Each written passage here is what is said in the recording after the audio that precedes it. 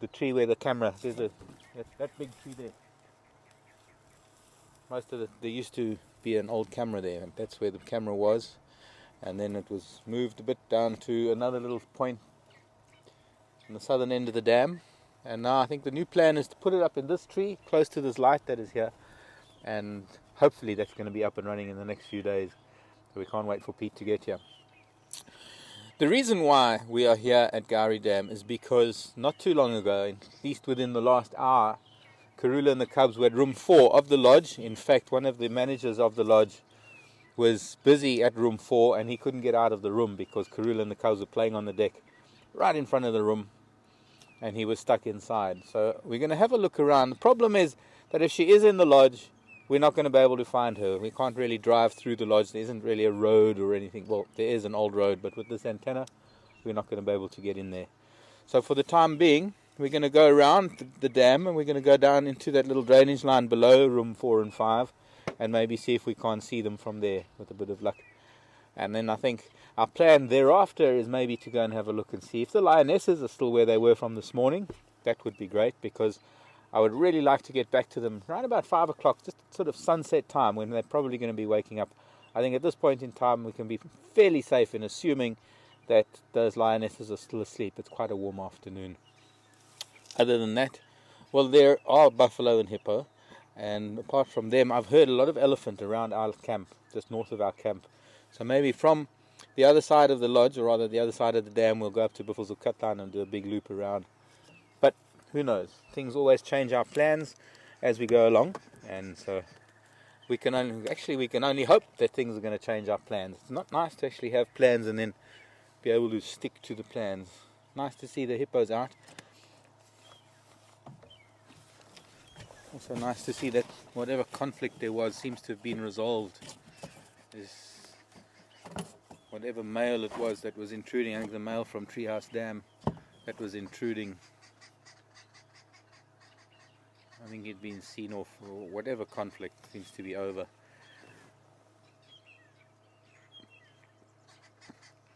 The sun not as intense as it is in summer, so it allows the hippos to spend a little bit of time out of the water, or at least sunbathing a bit.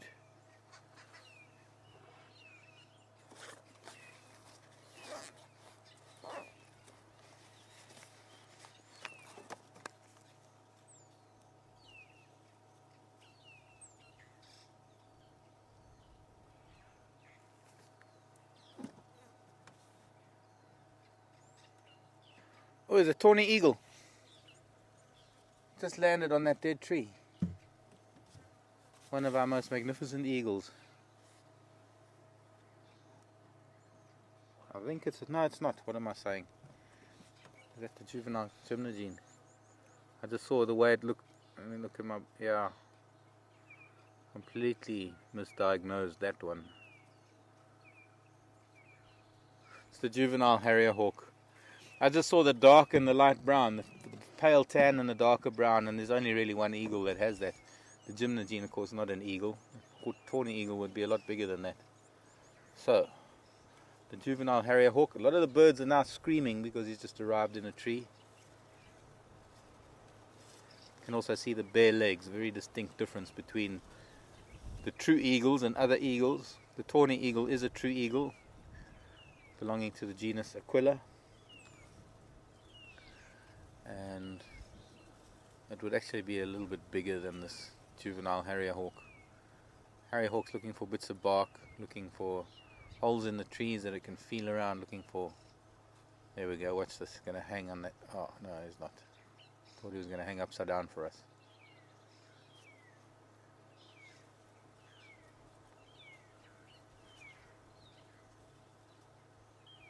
It's been a while since I've seen a tawny, actually.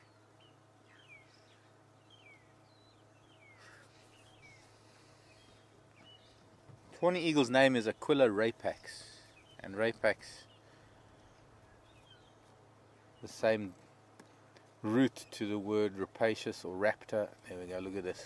This is the unique ability of this particular bird of prey. To be able to hang under overhanging branches, to get to holes in trees that are underneath those branches. A lot of birds, there are a number of birds that will make a hole on an angled branch like that underneath. And probably a lot of it's got to do with weather, but also a lot of it has got to do with access. Things like snakes and most other raptors can't get to it. But this particular bird has a unique ability to be able to hang on with one talon and feel around inside the holes in trees with the other talon, taking it so far as to have an elbow joint, or rather a wrist joint. No, ankle joint. Not wrist. Wrist is wing. But an ankle joint that gives it so much more mobility. It bends through an extra 30 odd degrees.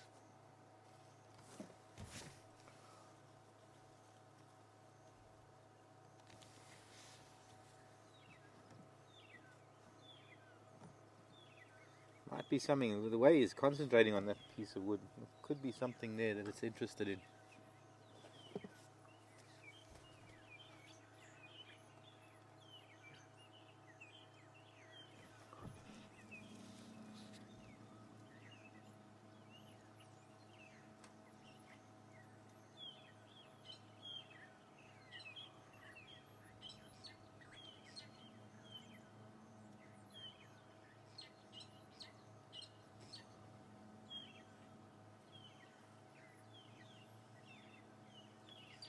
As an adult, a very striking grey bird with yellow legs, yellow beak,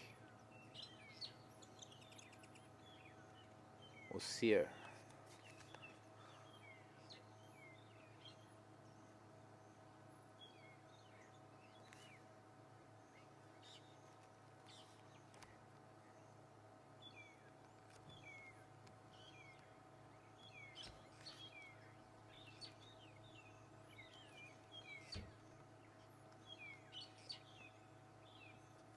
One of the dominant noises we can hear at the moment are the long-tailed shrikes or magpie shrikes. And I've got a lot to say about this bird of prey, raptor, rapacious raptor.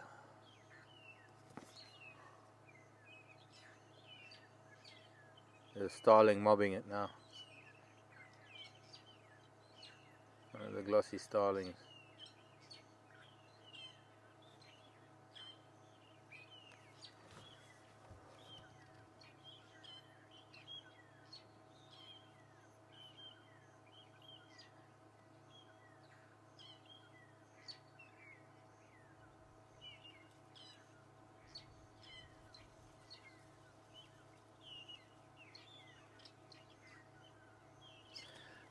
Quite happily eat one of the smaller birds, but in flight, and once the smaller birds are looking at it and mobbing it, there's not much it can really do. They're a lot more agile than this larger bird, so they can dive bomb it, they can knock it on the head, and if anything, they can harass it so much that it'll actually leave their territory. And I think that's the main objective here, is that, and funnily enough, you normally see drongos doing it more than any others, but the starling is just going to probably harass it long enough that it eventually gives up, because it's not going to be able to catch any food. Surprisingly, only one starling there. A lot of other birds all around us shouting, complaining, twittering. Or is it called tweeting? In the bird world, the equivalent of tweeting.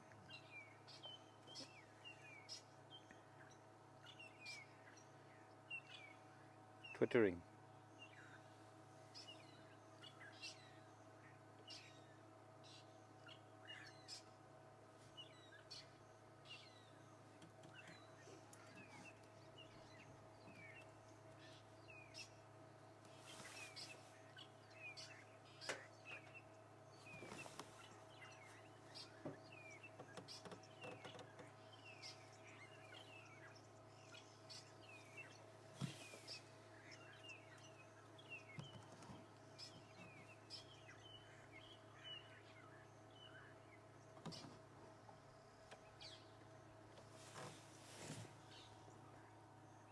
Gonna drink, and now he's gone behind the hippo nursery. Let's see if we can move.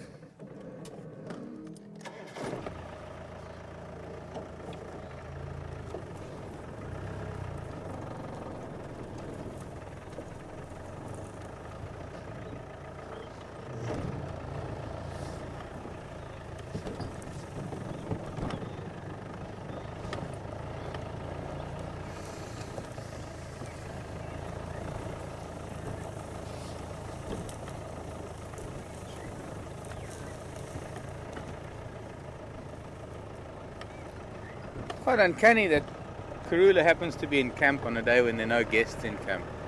It's almost as though she knows there are no guests, so she's taking advantage of using the luxurious decks of the rooms to frolic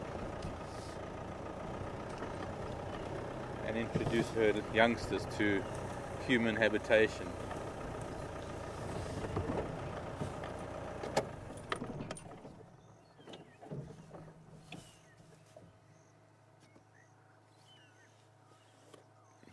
Buffaloes to those hippos. Yeah.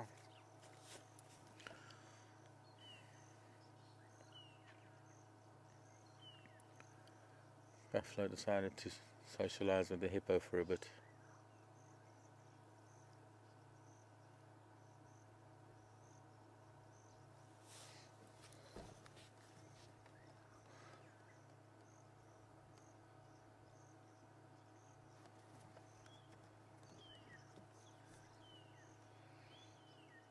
An African jacana just in front of the harrier hawk now.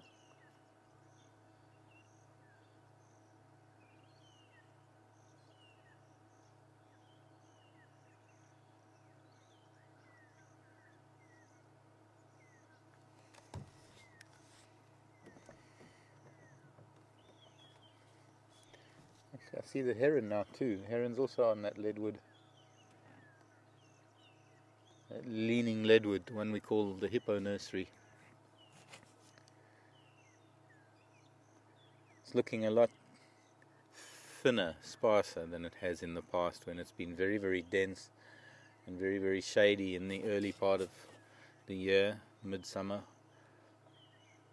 If those of you can remember when we've had the hippo births and the cows have kept their hippo babies underneath that leadwood, it's been very dense. We've hardly been able to see anything underneath it. But I think it might have something to do with its feet being in the water for too long. Leadwoods can adapt and they can live like that for a while, but eventually they will die off if they're wet for too long. And I think the dam has been higher than ever for longer.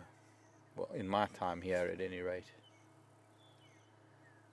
But these hot, dry days that we've had today, they're starting to lower the water level. The evaporation on this kind of surface area must be quite great.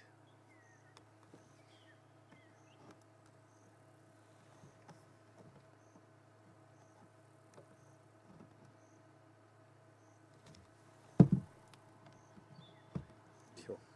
Don't see anything.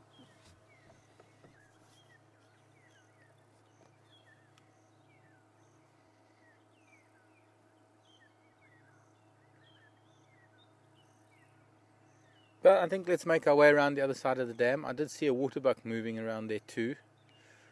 Waterbuck, hippo, buffalo, heron,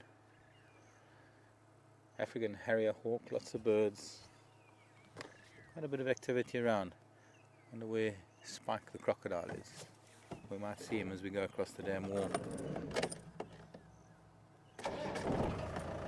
This floating plant, it's not the Ludwigia, the plant that was taking over the dam, but this other plant, which is actually just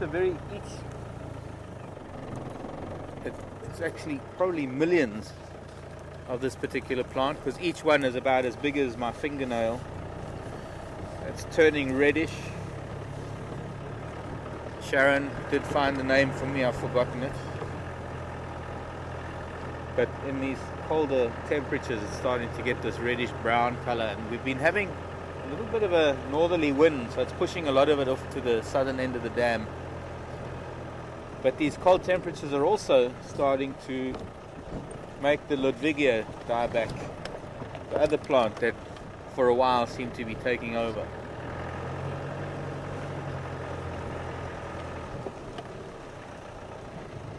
Still quite prominent around the edges, but it's no longer as prolific as it was. No longer seems to be surviving well in the middle of the dam.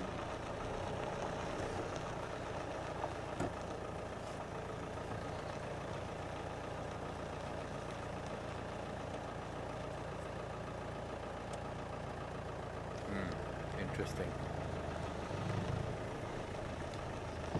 But on this end of the dam it's getting quite dense. There's croc way out of the water.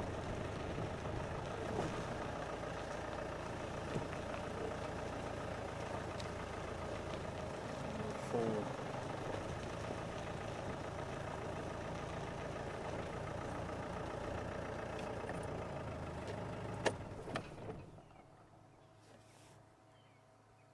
And the waterbuck coming down to drink.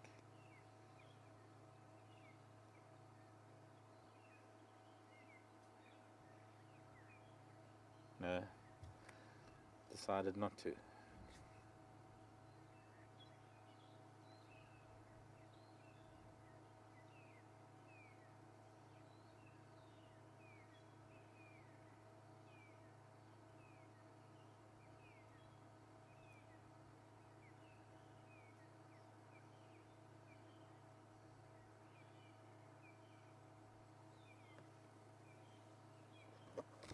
That is a big crocodile.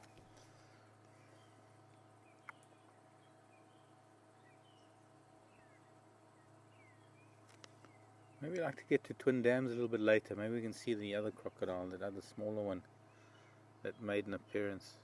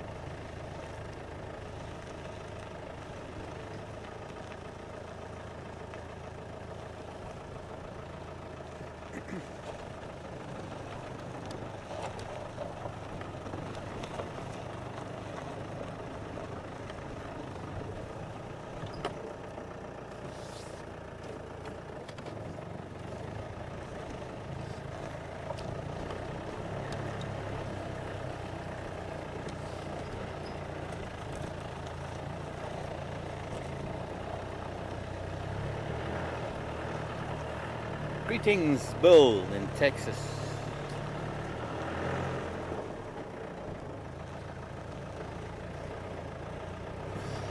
The Lone Star State of Texas. Lone Star, Yellow Rose. What else is there in Texas? The steers, the oil, the beef. Bill is asking about Karula being in the lodge. You understand, Bill, you understand that she or the animal get used to the vehicle, but needs a little bit of clarity on what makes this leopard go to the lodge where there's human scent and human habitation. Hello, girls. You look looking pretty round. Oops.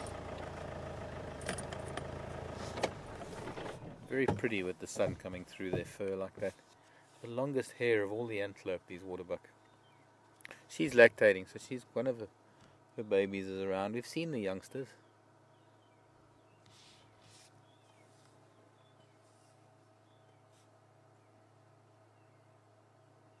I don't know whether she's pregnant or just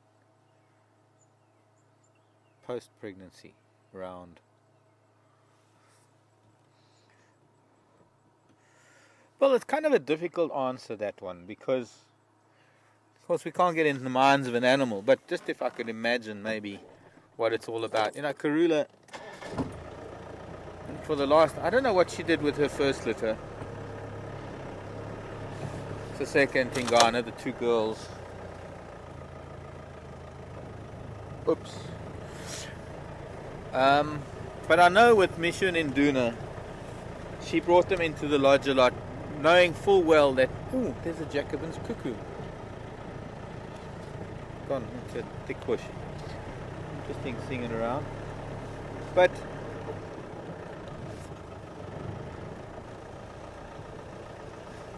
I think if I could start by saying, for a lot of animals, the lodge itself is inconsequential. Now, if it wasn't for the electrical fence that was around it, you'd probably have elephants moving through there.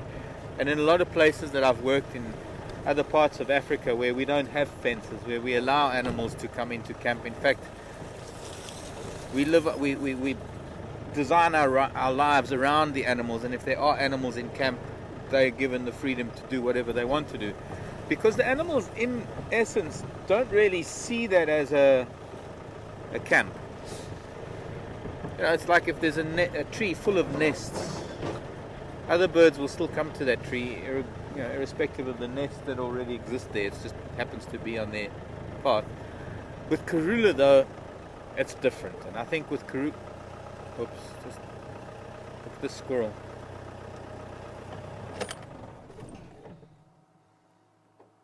Yeah. Oh, now he's running away. But he was sniffing into this bit of bush here very, very tentatively, as though there was something there.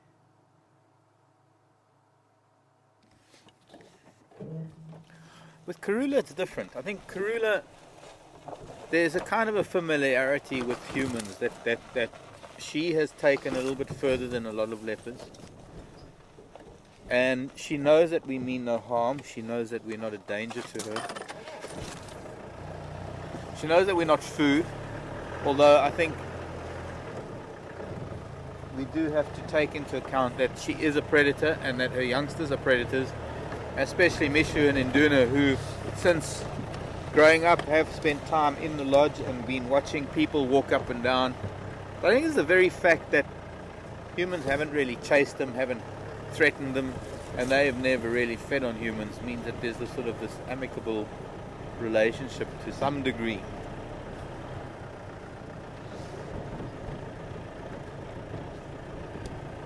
And as I say, with Karula, you know, it's difficult to try and figure out what it is, because there are primates that live in camp. We've got monkeys and baboon that live around this camp, and both of those are the enemies, and well, they're the leopard's nemesis. They don't like leopards. They will constantly shout at a leopard, and she knows that the baboons and the monkeys are around here. And it's not that she's here to maybe catch a baboon or a monkey, because it kind of doesn't make sense that she would come to a place where she knows there are primates that'll be shouting at her all day.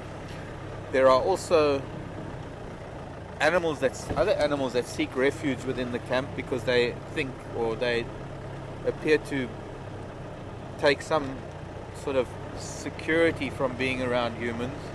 The nyala, the impala, the warthog.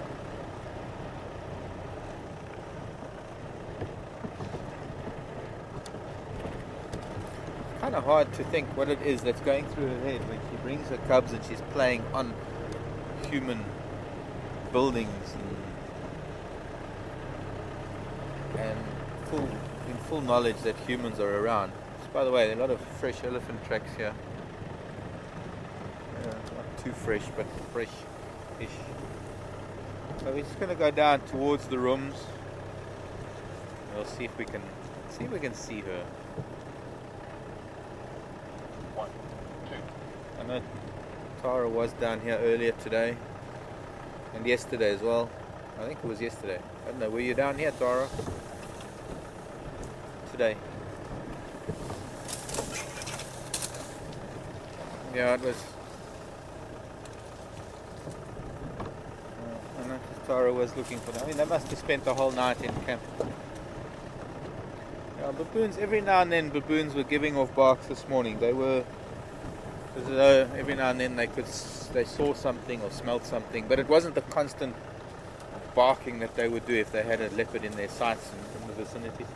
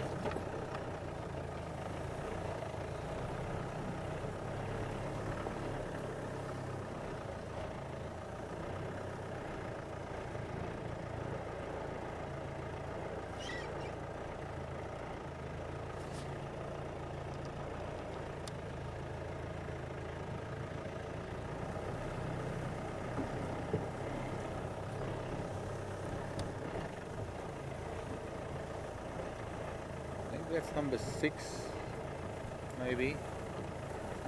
There's that gate into the lodge. Now, once upon a time, we actually followed Karula and the boys into camp here, and they were being mobbed by the baboons. I was actually getting worried for the boys at one point.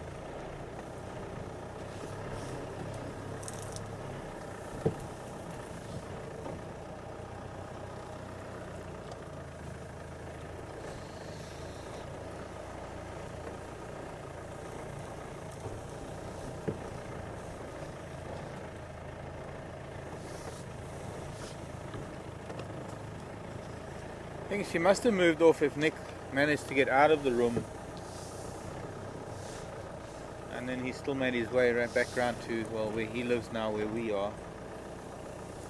And he just mentioned when he came back this evening that I think this is 5, and then that would be 4. I think.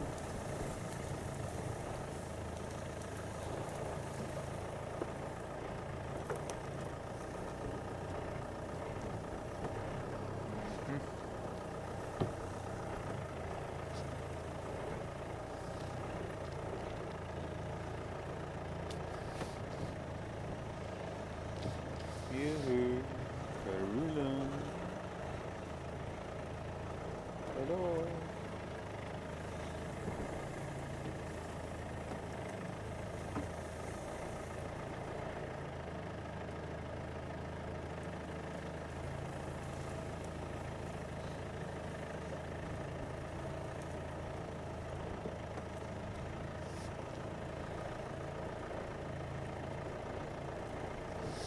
One, 2, 3, this is 4.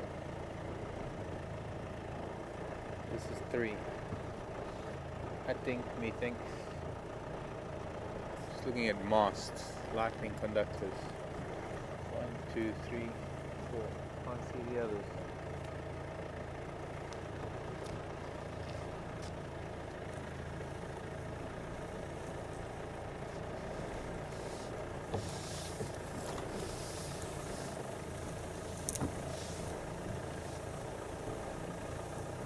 Into the shade.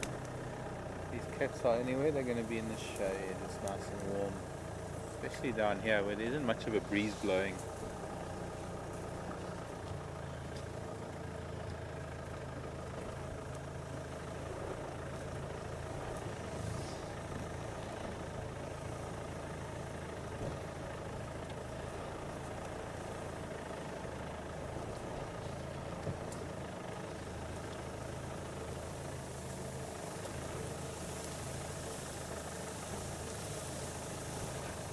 I don't know where the water starts, but it's got to start pretty soon.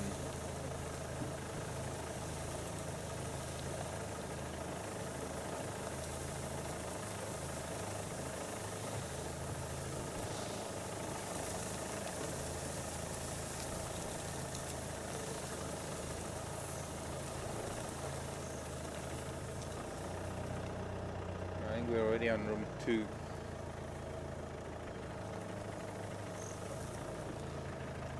Starting to get a bit wet.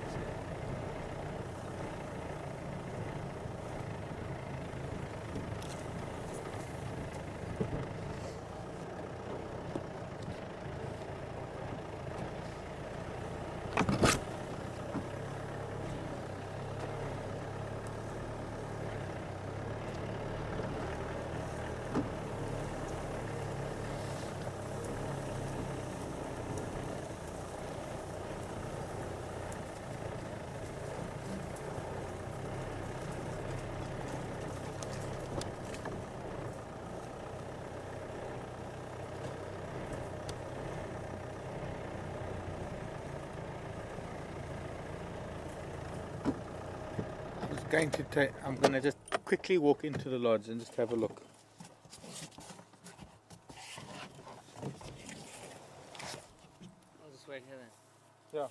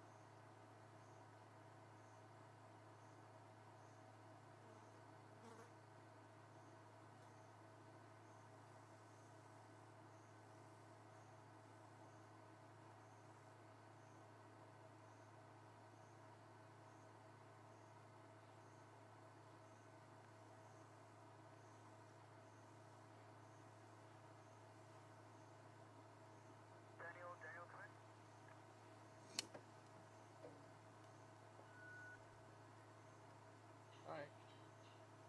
Where the fuck is Mark?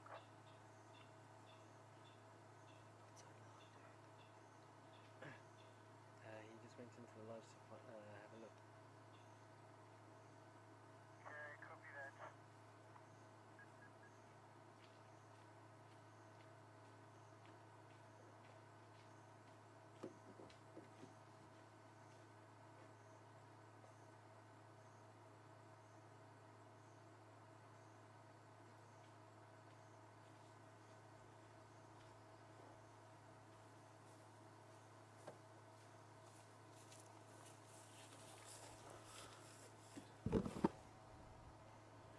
Well, there was an impala barking close to the car park and a francolin making a noise, but there's also been I've just heard a nyala barking. That's actually closer to our camp. But I made a lot of noise walking up there, so that if they were lying anywhere, I didn't want to walk in on them. I didn't want to get too close to them, so that it's like creeping up on a cat is not a good idea.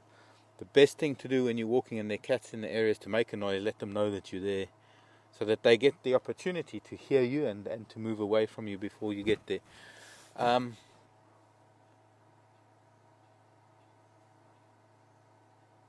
lot of noise.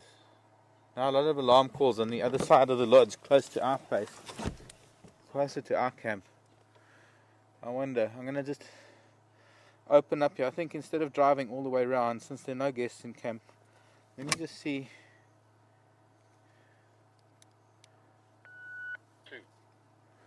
Nick Voyatella come in.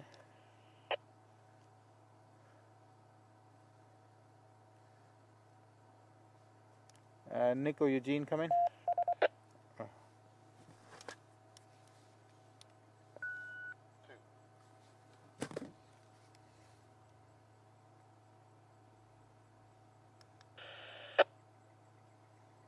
Voyatella come in.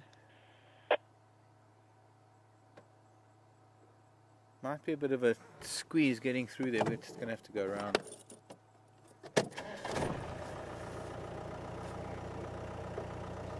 Yeah, well, we could go through here to the car park, but I don't want to do it without permission, and it'd make it a lot easier to get through there. But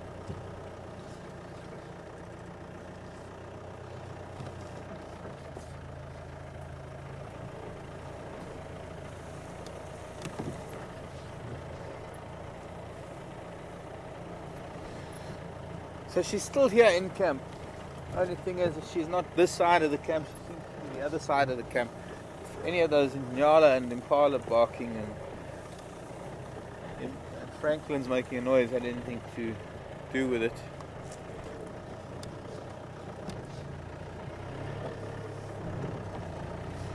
Well, we'll go round to the car park once again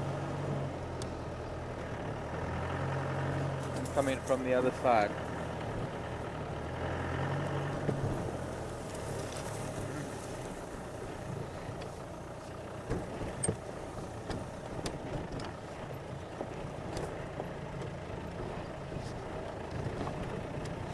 See, when you're on foot with some of the big cats and you're tiptoeing around and you're suddenly on top of them, that's when you can incur the wrath of a cat, and you don't want to do that.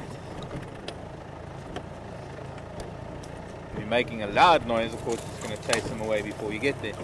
But if they can hear you coming and they can sit up and get the opportunity to see where you are before you're too close to them, then it's a different story. Gives them the opportunity to react properly, either warning you to stop and go away, or giving themselves the opportunity to go away. Leopard with cubs, on the other hand, even though she's in camp, is not somebody you want to be walking around with. She can get a little bit edgy. That's perhaps an understatement. You can get upset. Don't want to upset a leopard.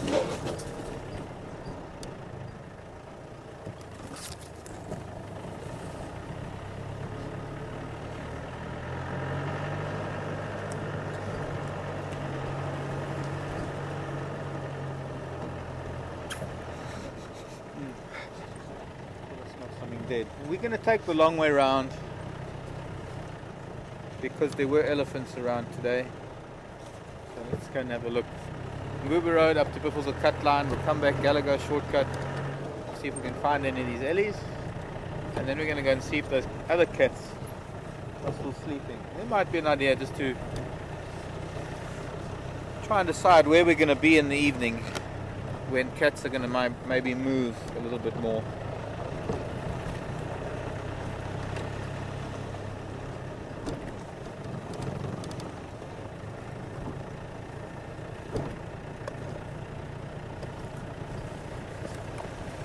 Hello, Pat. Nice to hear from you. Pat wants to know that wire that was across the road. Pat, in South Africa, all of the camps have these elephant fences. I don't know what it is. Everywhere else that I've lived in Africa, we allow elephants to come into camp and we deal with it accordingly. We have this sort of view that if there are elephants in camp, you look after your guests and your staff and you make sure you don't have conflict, and you eventually, everywhere else that I've been, in Botswana, Zambia, well, I said Botswana, Zimbabwe, Tanzania, Kenya,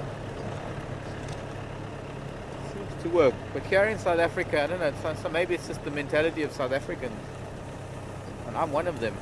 At home I don't have it, but a lot of the camps where there are a lot of people, and I guess in a way it's necessary, but there's an elephant fence. It's an electrified fence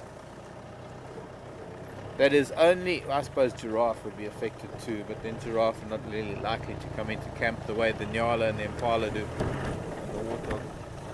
But it's at that height that stops elephants from coming into camp.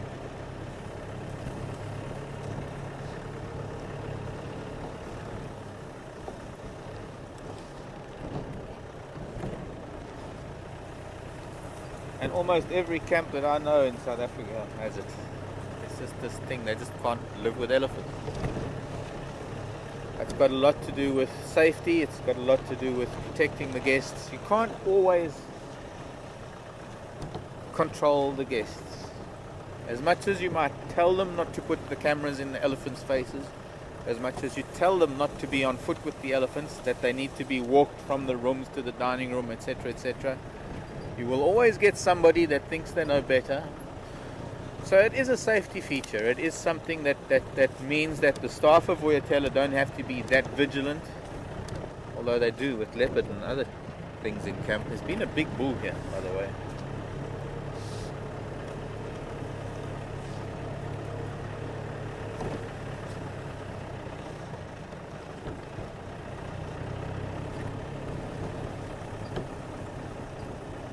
A lot of camps in this country, and I'm not talking about Voyatella, but there are camps in this country. When an elephant comes close, they chase it away, and it doesn't make sense to me.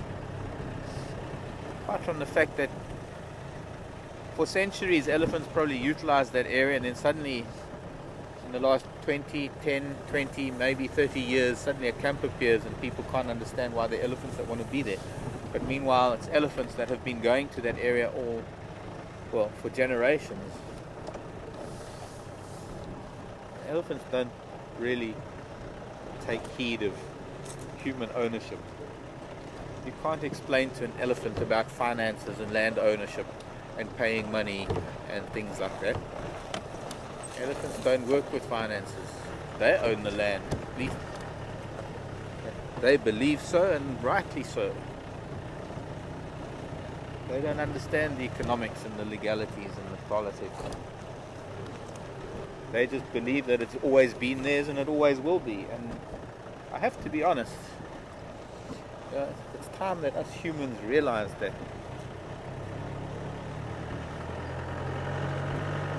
So these elephants that were here have gone north from the Tamboti Dam and into Buffalo.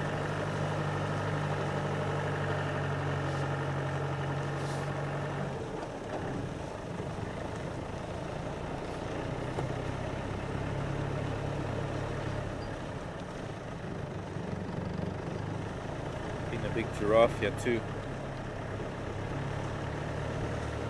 I wonder where he is. Fairly recent. So Pat, I know that was a long answer to a very short question, and it should have been just a short answer. There's an elephant fence.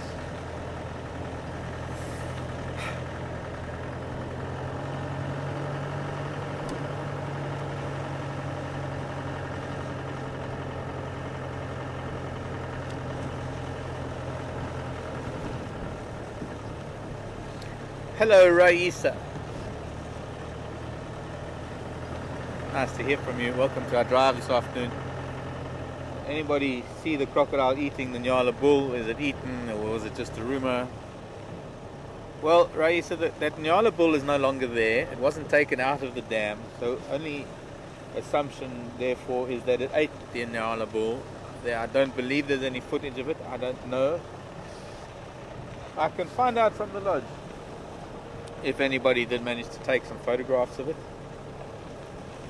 There's a strong likelihood that it would have happened at night, considering the fact that the crocodile would rather spend the day sunning himself and getting in energy.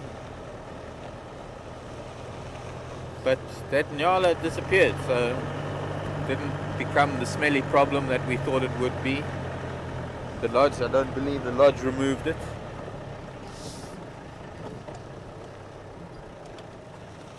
We're going to take a chance. We're going to take this shortcut instead of Gallagher shortcut. Well, this one takes us to Gallagher shortcut.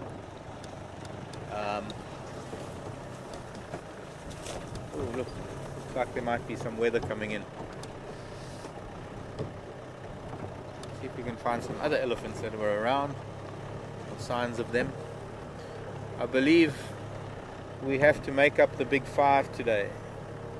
From Tara's morning drive with lion, elephant and buffalo, we've got to find rhino and leopard today, this afternoon. Make up a big 5 day for the weekend.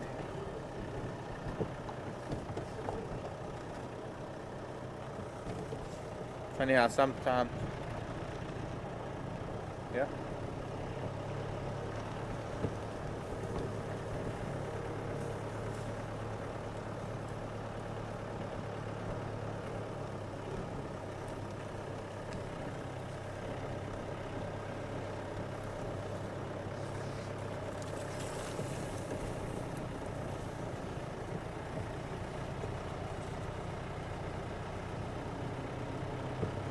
just about to say that sometimes leopard and rhino, we can be pretty sure of getting leopard and rhino. It's the other three that we don't find. But we'll try for that. Ray said, thanks for that comment. Just mentioning there was a lodge, and I do recall something about that. In fact, I don't know, I think it might have been at Dube, actually. That a big male leopard actually took his kill. I think it was into the bar or the boma or something, and they couldn't use it for a while. Just shows how that leopard does trust the humans that much. But you see, this what does I don't understand the logic. It's fine to have lion and leopard and these things that can eat your guests, but you can't have elephants in your camp that'll just scare your guests. Maybe it's the insurance companies that allow the lodges to lose one or two guests to lion or leopard every year. Only joking, it doesn't happen.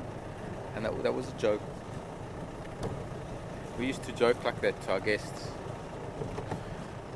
When they would come on drive, we would say, no, well, insurance allows us to lose one or two of you to lion or leopard.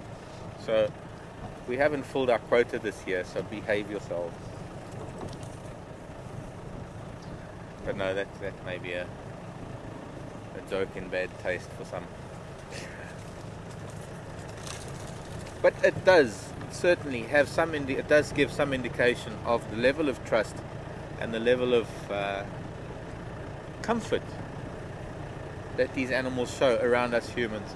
And a lot of that has got to do with the consistency of behavior of humans, in that we don't hassle these animals too much.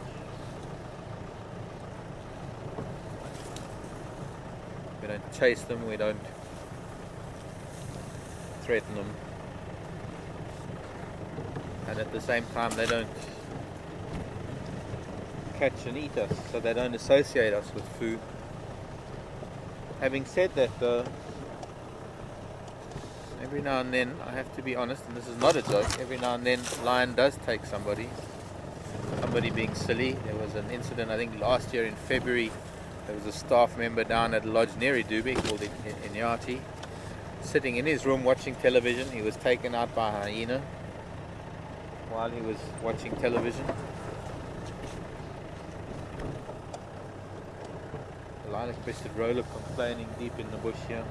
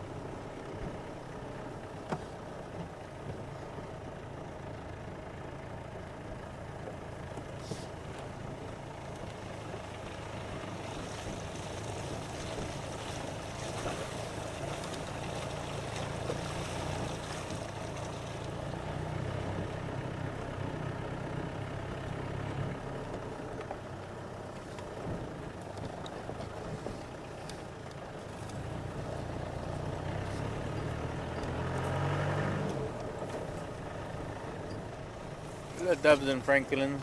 Somebody was looking for information on francolins the other day, and they spelled it Franklins. I was trying to correct that. If you're looking for information on francolins, it's Francolins, francolin, and their genus is Francolinus. Spurfowl.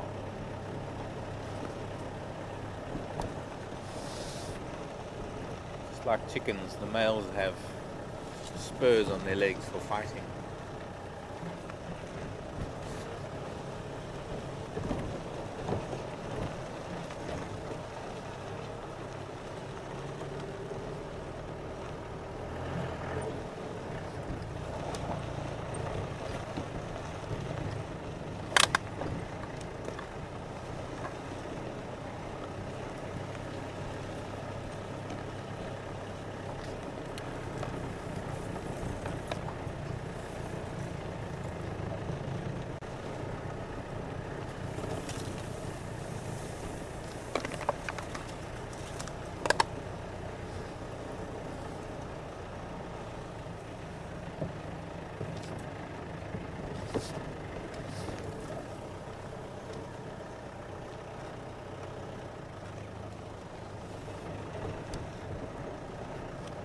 think there's a bit of a weather build-up pattern going on here. We had a few drops of rain last night. Has to be in about 8:30, somewhere around there. Started drizzling. Ran out to close the roof of my Land Rover and it instantly stopped. It's a kind of rain that it starts raining and you go out to take in the laundry and then it stops. Or you bring in the cushions off the garden furniture and then it stops. It's a kind of opposite rain to when there's clear skies and you leave the furniture cushions out, or you wash your car, or you leave the laundry out and then suddenly it rains and you're not there to take it in or close it up.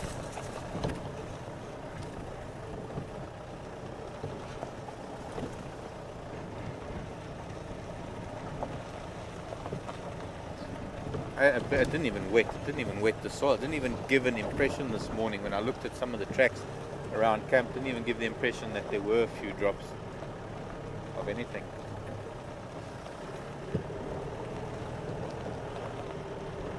It was just enough to make a very soft noise on the tin roof. It might be building up. Where's my moon? Should be coming up somewhere soon. Waxing gibbous. Can't be too far from full.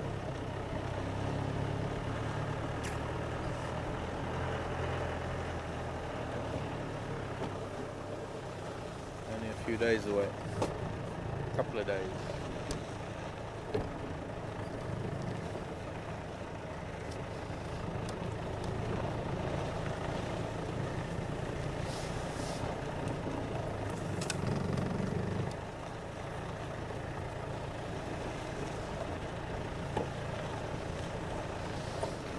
Hello, Impala.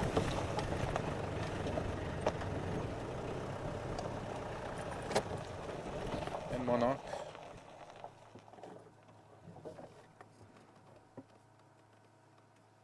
Hello, children.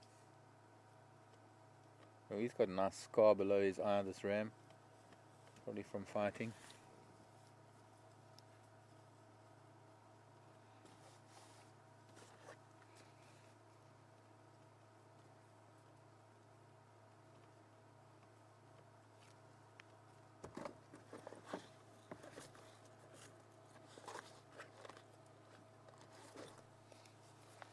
He's all young. They are.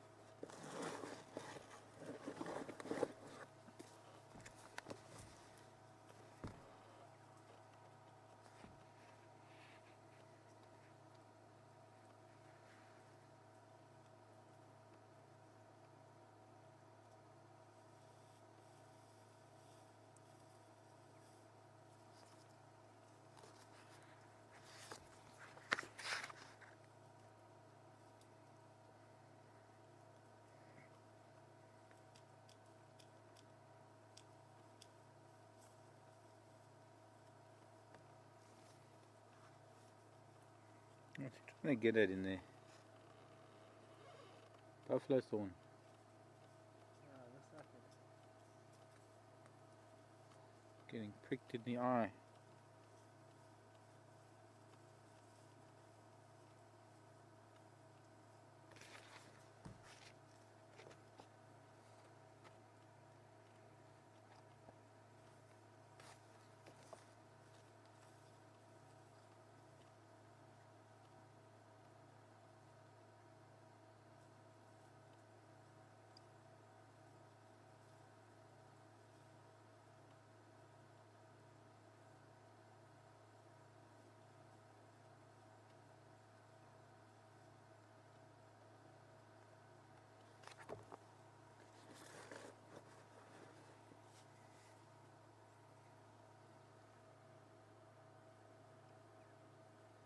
You look like a boxer just finished a prize fight with that eye of it.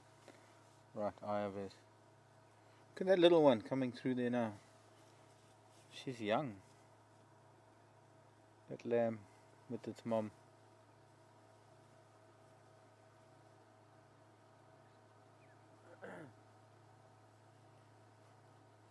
While he's busy, they're all sneaking off.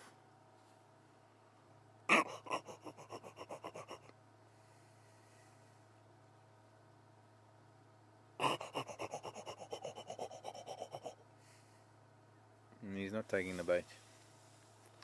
Guess it's not loud enough. Okay. Mr. Marla, all your ladies have left, just by the way. Puts his head up and looks around. Oh, where'd all my girls go? I better follow them. I think so.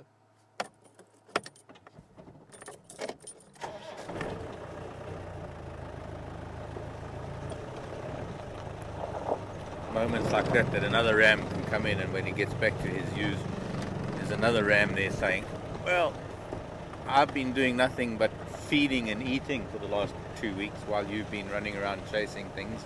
I'm stronger and healthier, and they're mine.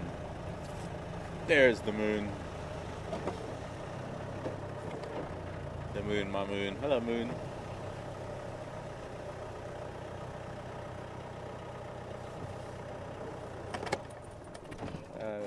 Still very pale because it's still early in the afternoon, but it's going to be a beautiful moon rising in the next couple of days.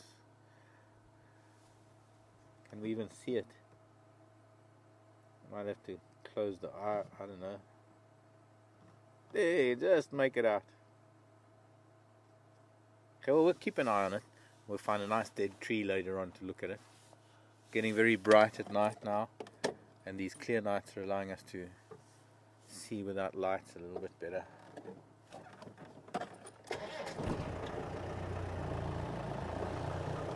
La bella luna. Bellissimo.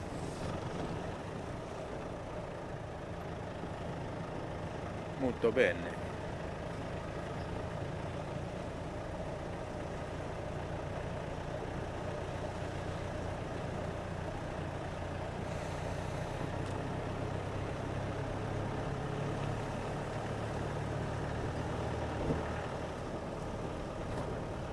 Oh, I forgot. There was a milkweed seed pod burst open there I wanted to show you. Oh well, we'll find others, I'm sure.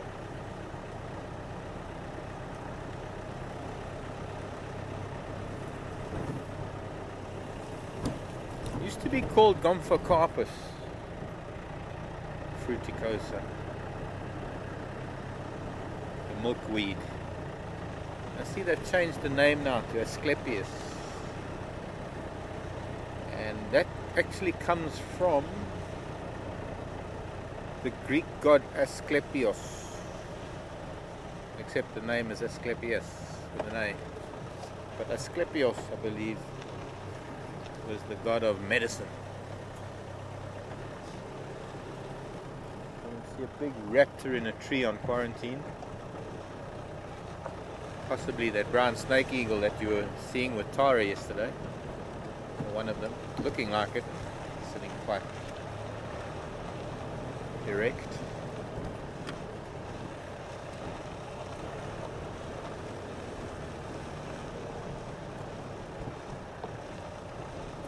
And that same dead old dead marula. I'm just going to go and say hello to this eagle quickly.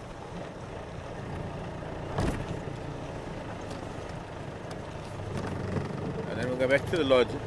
What's up, Tonga? Yeah, that's the brown snake eagle. Just from this angle I can already see the shape of the head.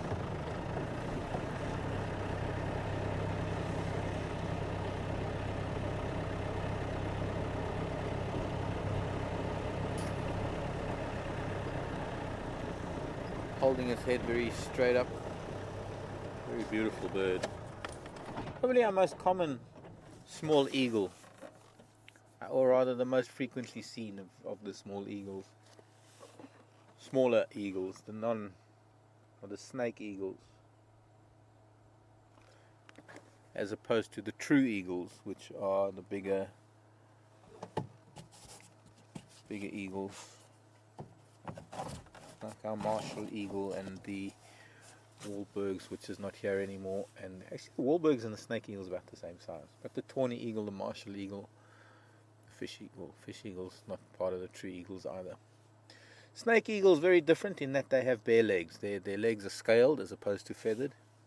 The true eagles have all got feathered legs down to the feet, and one thing is that having bare legs like that, it helps when they're diving into long grasses to catch snakes, but it also protects them a little bit against snake bite. Although they are fairly accurate when they are catching a snake, they're able to often hit it on the head and immobilize it fairly quickly. Now, we take two different snake eagles, the brown snake eagle versus the black-breasted snake eagle, which I think is known as I think that's the short-toed. I don't know, I can't keep up with all the name changes. But this is a bird that hunts from a perch, as opposed to the black-breasted snake eagle, which is a bird that hunts on the wing. And it's one thing for a snake eagle to see snakes sitting at the top of a dead marula tree. I mean, that's got to be 30, 40 feet up.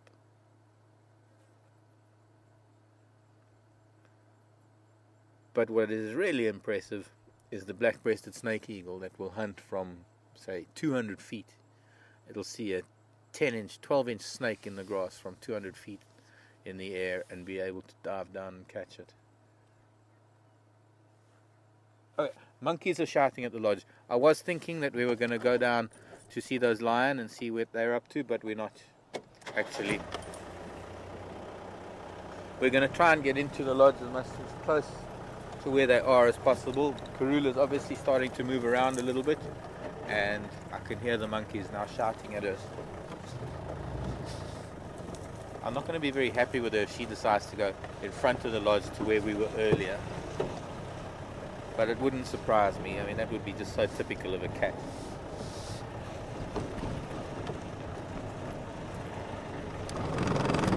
But exciting nonetheless. We know she's there. We've now got monkeys shouting, and very clearly shouting at the leopard. The intensity of that call is unmistakable. Herd of impala here, not taking too much notice. The monkeys are quite far away. They're carrying on with their grazing. Psst, leopard. Yes, leopard. Leopard. Okay, now see, they don't really mind much. They're in the open. As long as they move out into the open as the day wears on, they're going to be quite safe. Especially the moonlight coming in now. It's going to be rather difficult for a leopard to sneak up on something. Moonlight helps some predators and it hinders others. I mean, in some cases, I've seen lion take down things like buffalo and giraffe, bigger animals, because they're able to get down. Pardon?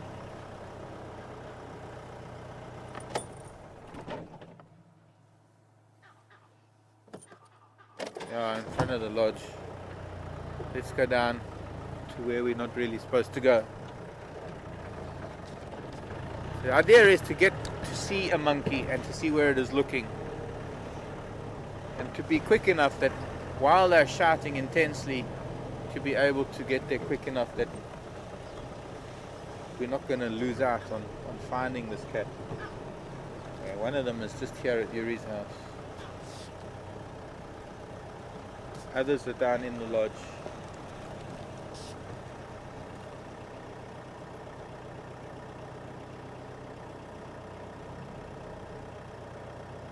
I can see him looking that way into the lodge. So I think we actually do need to go back around to the car park. Most of them are in the car park. Most of the other monkeys shouting.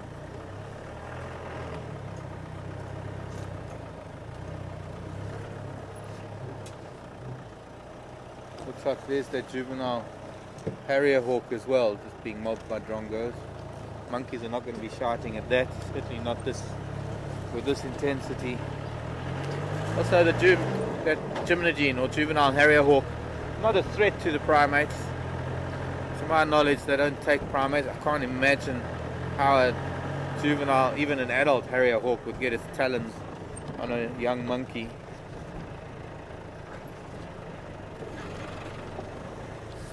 We're going to go into the car park.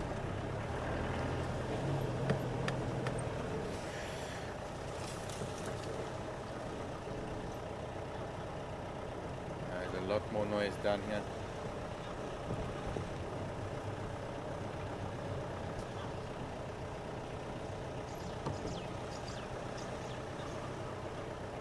That monkey's going crazy.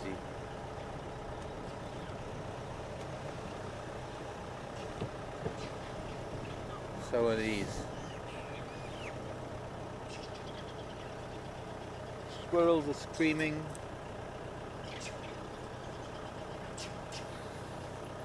Show me, monkeys, show me, show me, show me, show me, show me. Where are you?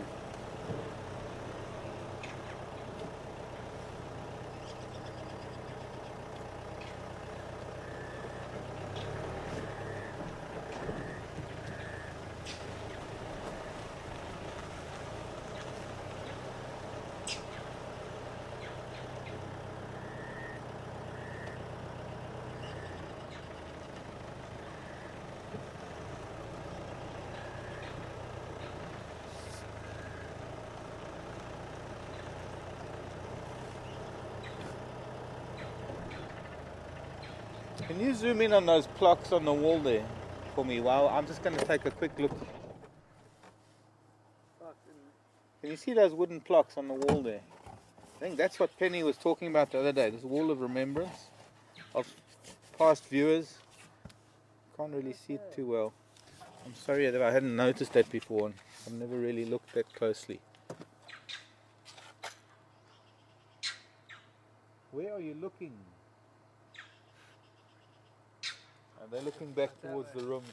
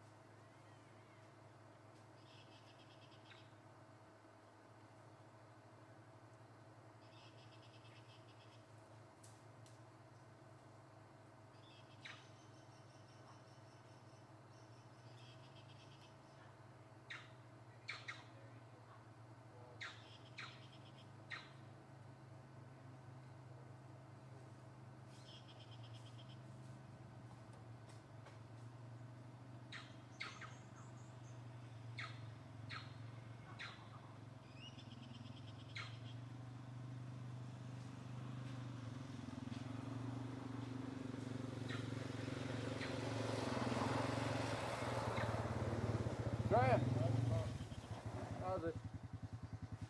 You got a radio with you?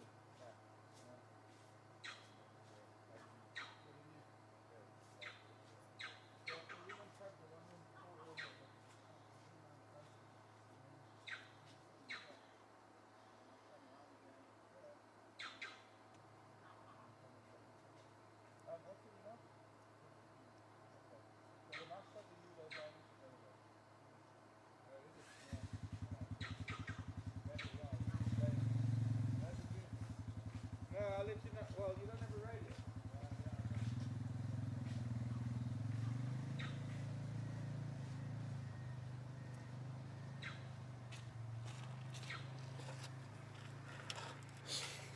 Judy, Mary, Jim.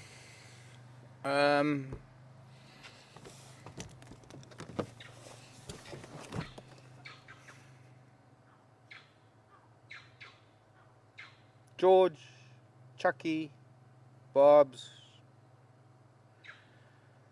Judy in Virginia. There was a Judy, I think, in Wisconsin. There was a Mary in China. Tim, no, that was Jim. Bob's. Anyways, that is the wall that Penny was talking about the other day, with clocks on it, with viewers that were avid viewers of Wild Earth in the old days who passed away, and their names were put up on that wall there. Penny, if you're watching, make you happy. Well, Graham's gone down that way.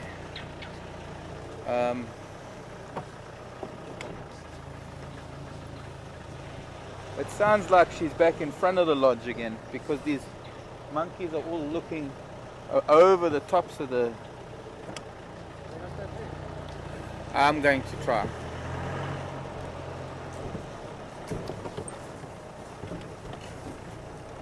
Humor Game Reserve and Fuyatela Lodge.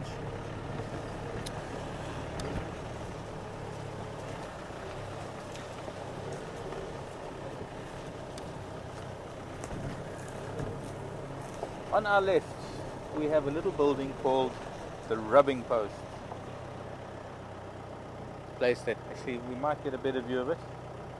But that's the massage center. That's the spa room. See, look here. Here's bushbuck actually. I thought it was Nyala, but it's bushbuck.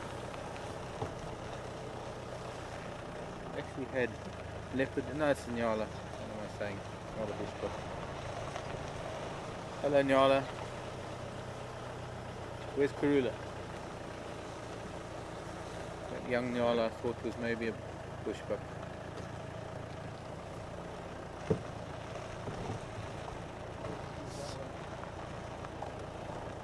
A little nervous, obviously, with all this alarming going on.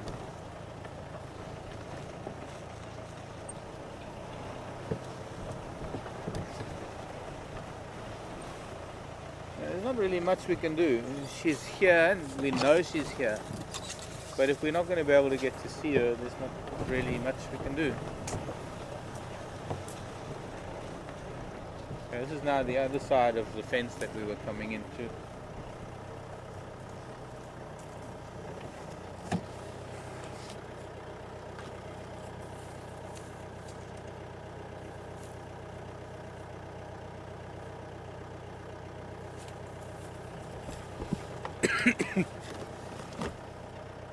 It was a bit of a shocking experience just grabbing hold of the bare wire. Oh, oops. Gratings to the gearbox.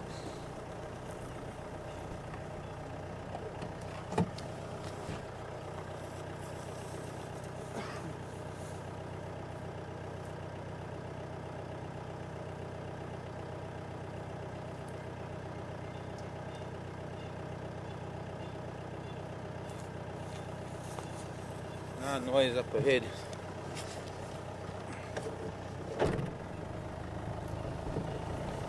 The monkeys behind us have stopped calling.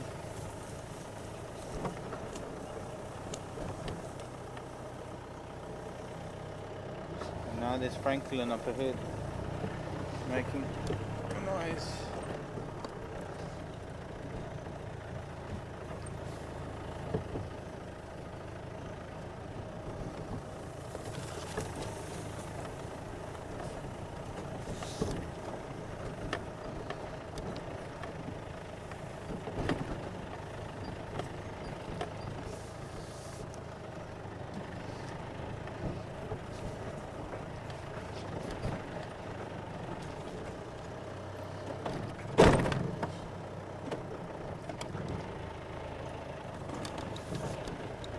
Right, I'm going to have to concede defeat here.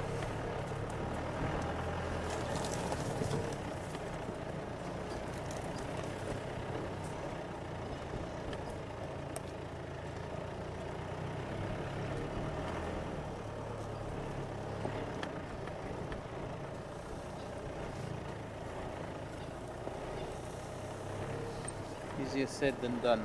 One last attempt with this one. Franklin is shouting.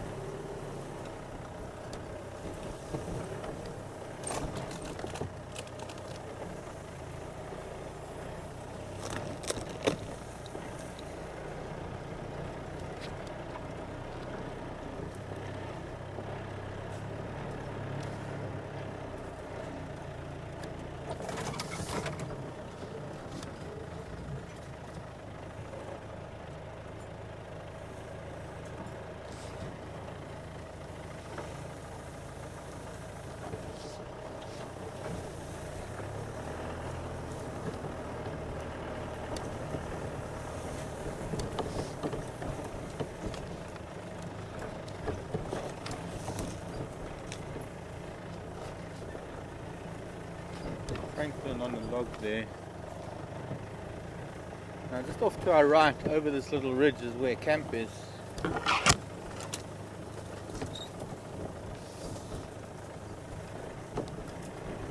Interestingly, look at that. I showed you a caterpillar web the other day. Very unusual. So you can't see it too well. The light is wrong to get it. It's very big. Not too bad. Taking most of the top of that tree. Also in a milkberry. The other day it was also in the Zulu milkberry. Seems to be that is the host plant of this particular caterpillar. If I go back a bit, we can actually get the light on it a little bit better. You see all those little spots? That's all caterpillar dung. And the other thing is that it's deep in the middle of the trunk of that little tree, as opposed to the community web spiders, which you always find out on the edge of branches of bigger trees, and of course their catch webs radiating from it.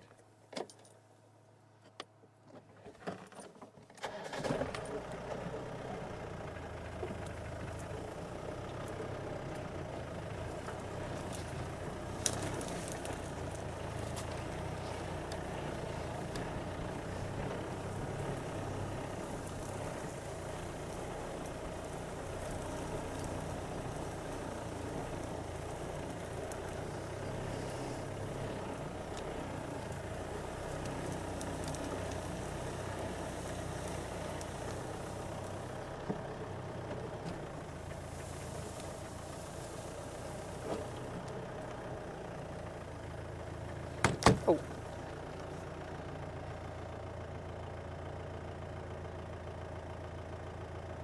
You can see a Nyala bull up there. He's not shouting, so she isn't anywhere near us right now.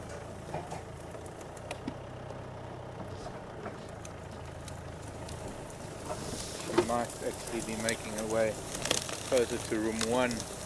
But the francolins are all in a tree here, as though they've been frightened up. Maybe she made her way up this drainage line. Didn't see any tracks.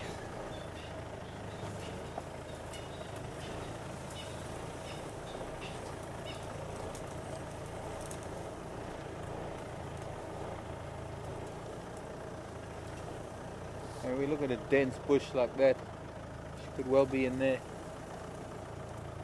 hiding, waiting for the Nyala to sneak out, or rather to come out so she can sneak out and catch one.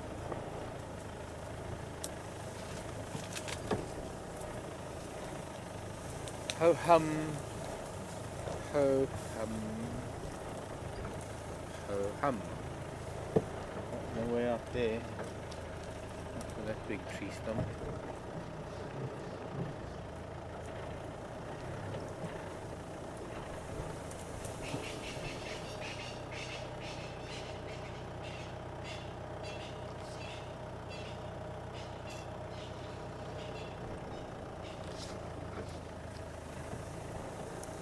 Sounds like she's right behind us, just by the action and the complaining of these francolins.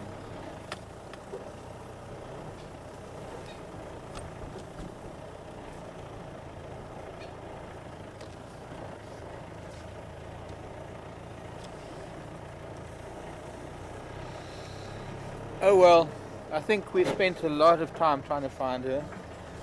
We might be lucky a little bit later. I was getting very excited with the monkeys shouting, thinking that we would be able to find something, but unfortunately, let's just carry on. I think let's go and find these lionesses. They see where they are. We'll go to Treehouse Dam. We're going to look for some elephants. We're going to look for some bears and some seals, some tigers, maybe some emus.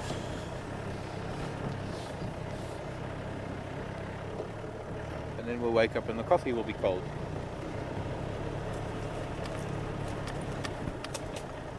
Excuse me, Franco Linus.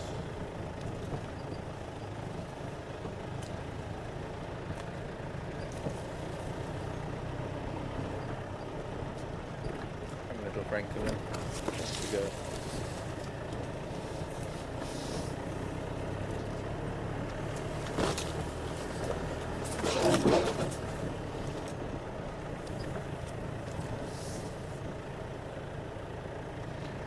Good day, Boswell. Welcome to Wild Earth Safari. Glad you caught the morning drive. I believe you're with some dwarf mongoose this morning. And you want to know if we get banded and white-tipped. We do, indeed. Although white-tipped, is more, I think you're referring to the white-tailed mongoose. We're just looking at tracks again. Nothing else. Yes. Banded mongoose, we do have a clutch is feeling flat. Might have to fix it and drive. I'm wondering if I didn't do something that has now lost all the clutch fluid.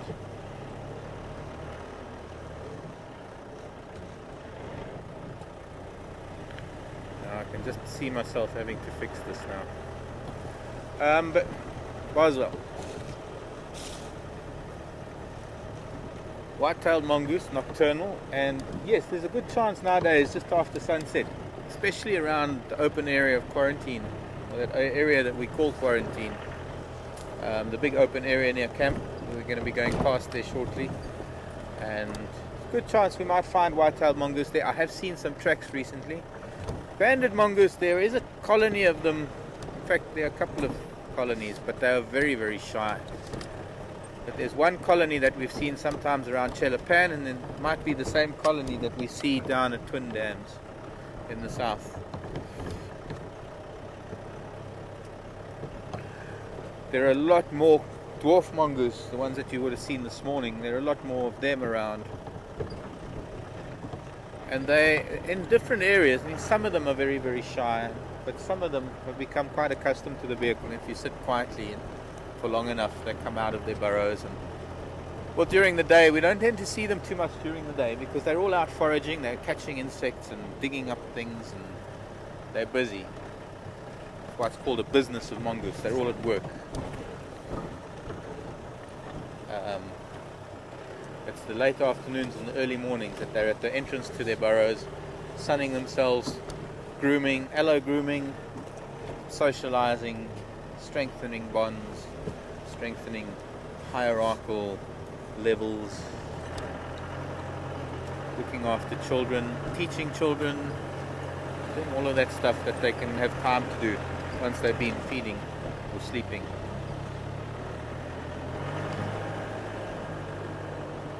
I'm going to go to the water now, this side of the world, just in case we can see her from here. Who knows? Maybe we're lucky.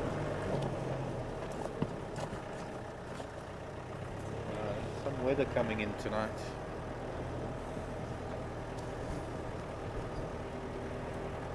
There's a warthog across the dam, so she's not there unless she's watching it. Buffalo don't seem to have moved.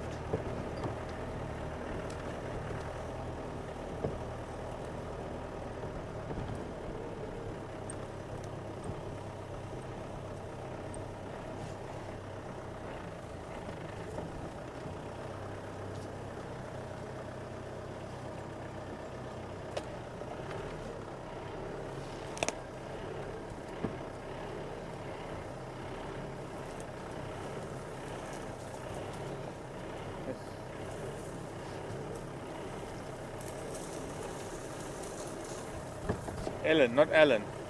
Oh.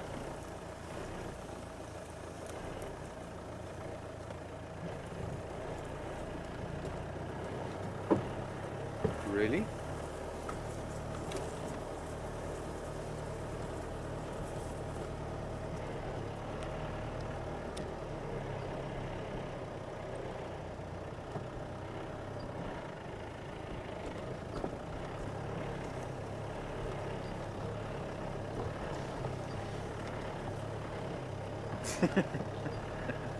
Doesn't work with Ellen, it only works with Alan. Hello, Ellen. Ellen in Illinois. Illinois, Ellen, Illinois. Okay, this is for, just by the way, Raisa. See, no stinky Nyala carcass, 2 weeks old. So it has been eaten. Or sunk, or something. No longer here. There's the Japan. No, crocodile doesn't have a lair. There are places that they evidently have, where they're in rivers. So just talking about crocodile lairs, Daniel was asking. Sorry, Ellen.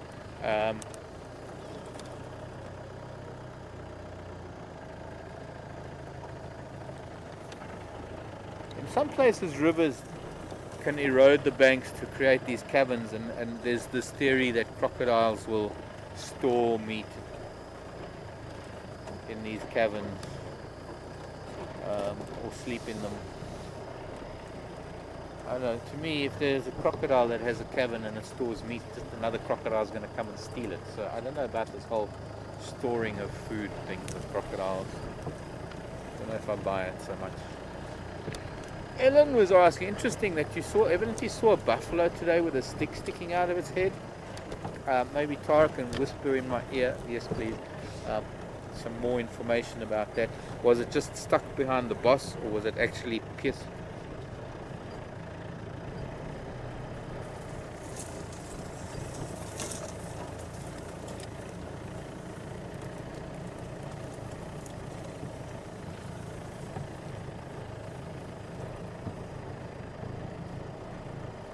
Okay, well, sounds like a natural injury.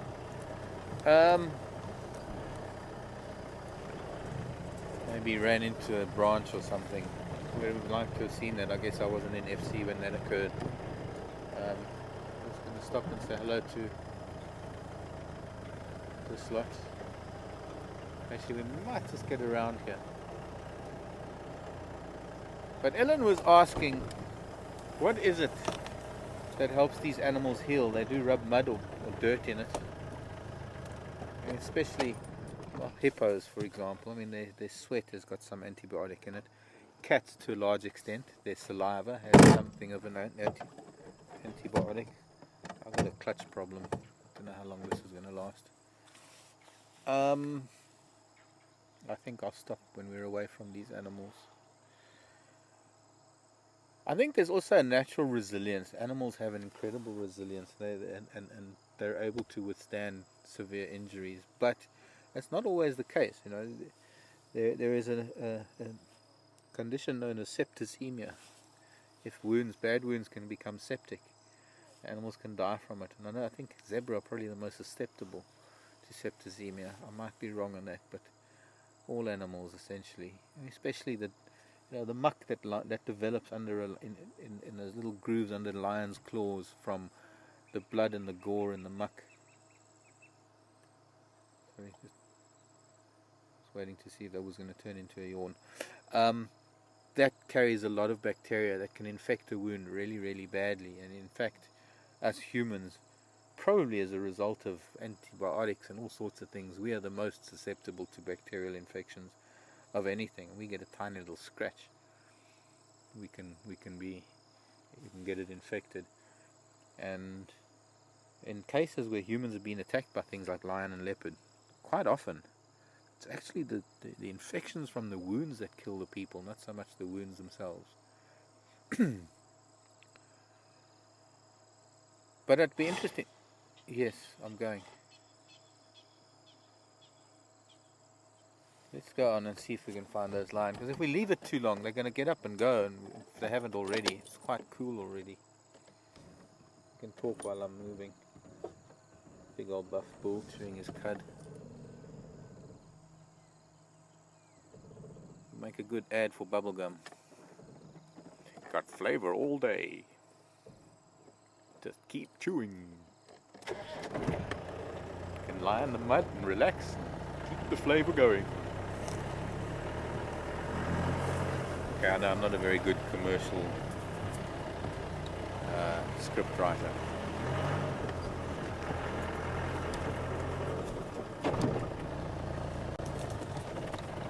Boswell wants to see more birds, especially birds of prey. Most certainly. This afternoon, I don't know how many more raptors we might see. Oops. Something's not right. I don't know how many more raptors we'll see. If I see any, I'll be sure to stop. And birds too. Also, tomorrow morning we can do birds. Birds are also great in the morning, especially with that morning light. Always a chance that non-birders will become birders just by watching birds. That cloud's coming up pretty quickly.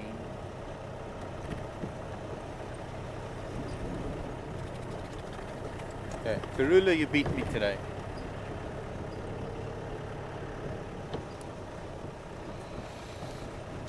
She's there. Oh, so close, got no cigar.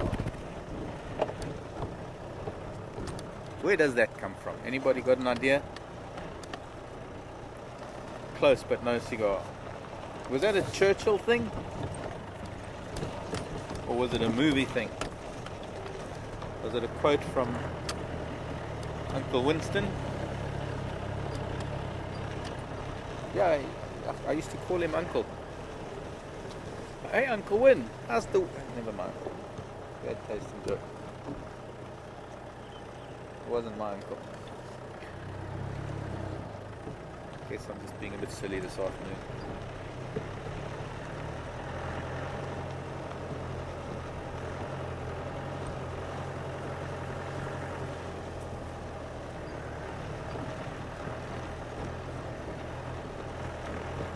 I think we are possibly one of the only vehicles out.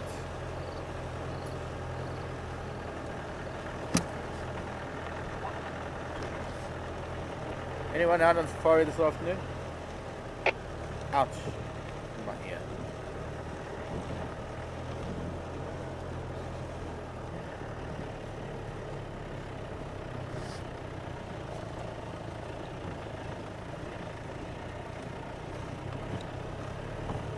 Hello, Shelley.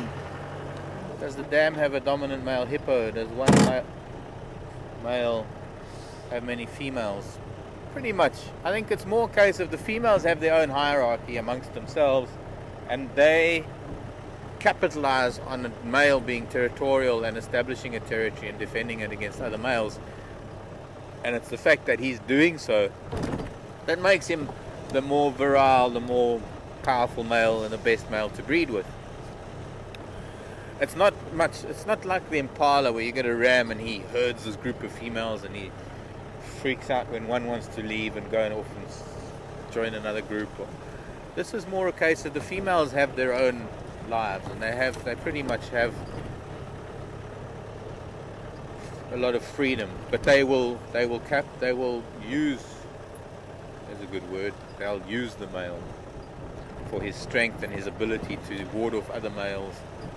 Now we have a couple of male hippos in this area, and there was a bull that was at Treehouse Dam a couple of days ago, came over here to Gari Dam, and there was evidently a bit of conflict.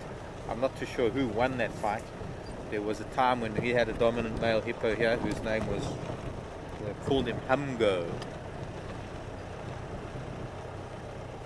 That was because there was a dispute whether to call him Hugo or Humphrey, so they just called him Humphrey and Hugo and made it Humgo. I think it was Humphrey and Hugo. But there have been other males in the other bulls, and I think there was a bit of conflict. So I don't know who is there now that is... Should we go this way? No. Yes. No, yes, make up your mind, Mark.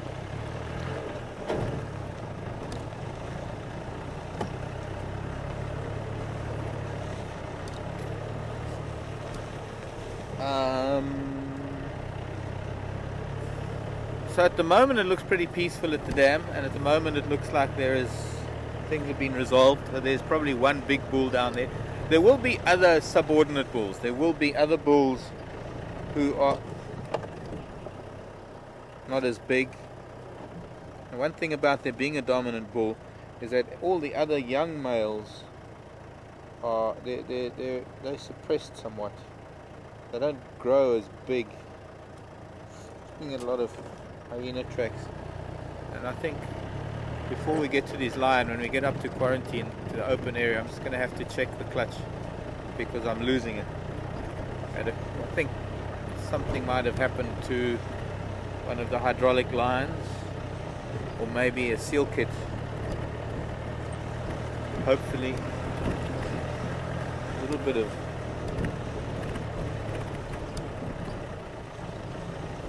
fluid on the floor on my feet, but there's always been. It might be the master cylinder that's lost its seal kit and it's leaking clutch fluid.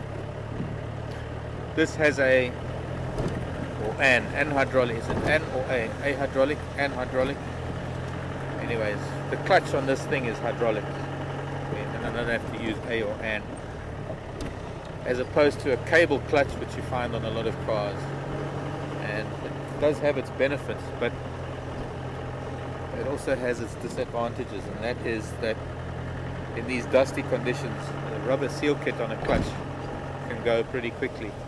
So if you'd like to see what it looks like in the engine, just before we go down to Philemon's cut line, so that I can quickly check what this looks like, you're welcome to come and join me.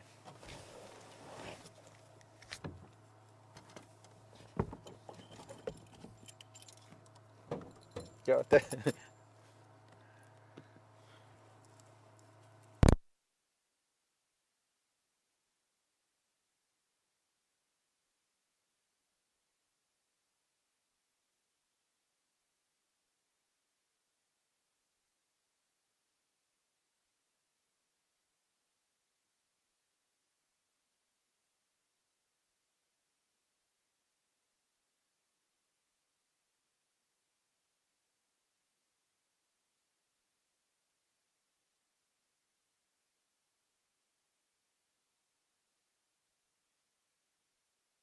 Sound up. Okay, I'm just going to wipe your face quickly, everybody. There's something more than, because this cloth should take all of that off. Otherwise I must find my lens pen. The lens pen will take it off with that graphite on it. Brake fluid. Okay, so this is the brake reservoir. Still very full. But deep in here, I don't know if you can get in there and show the back there is the clutch fluid reservoir. Now there at the back you can see it's dry. It's all. Yeah. It is dry.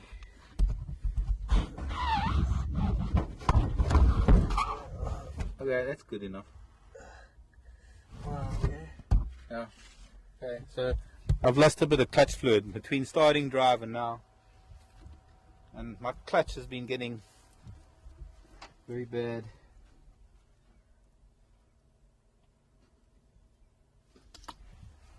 So, very important, don't ever get clutch fluid, or this is brake fluid, it's the same thing. Don't ever get it on your paintwork. It eats paintwork like battery acid.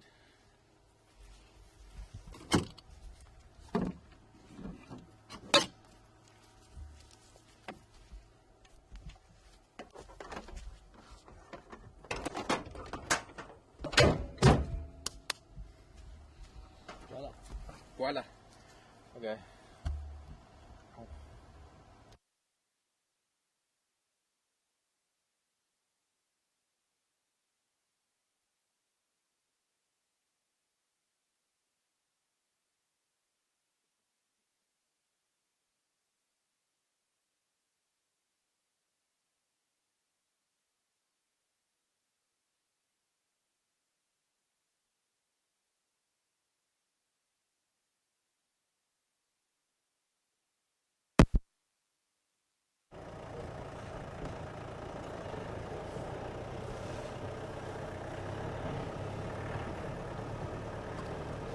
Kimberly, Lisa, Vicky, David, and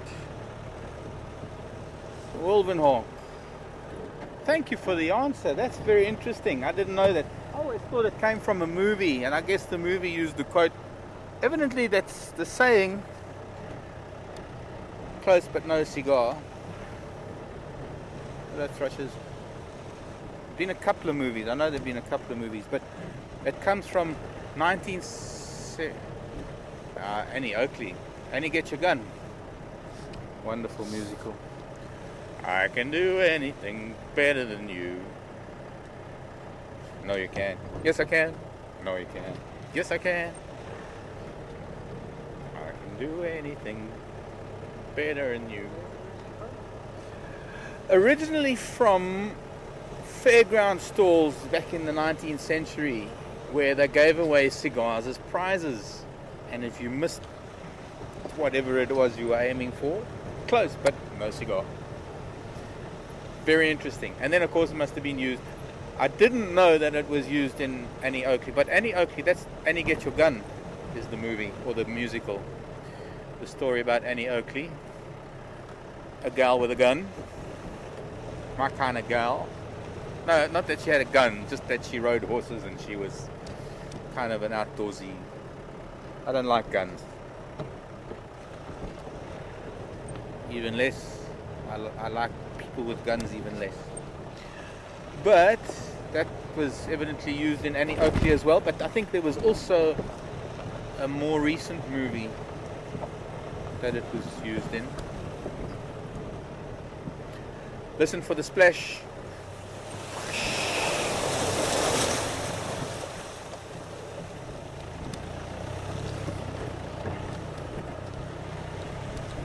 Terrapins all wait there for the vehicles to come through to go surfing. There's a cuckoo who's just been bathing, it's just drying off, and some babblers, the Jacobin cuckoo. A couple of Aramark babblers too, but the cuckoo looks like he's just been having a bath in that water because he's drying off. Off he goes. Cuckoos are not that accommodating. And the babblers are not happy about him either. Hello, Drongo. The babblers are actually almost mobbing the poor cuckoo. In the road. Oh, did you have to fly away? Chagra. Franklin's making a noise there towards the hyena den. Yeah, clutch is much better now. Yes. There's been a big monitor lizard here too. Okay, Daniel is my tracker this afternoon. He's going to show me where the lions are. Those Aramark babblers are making quite a noise.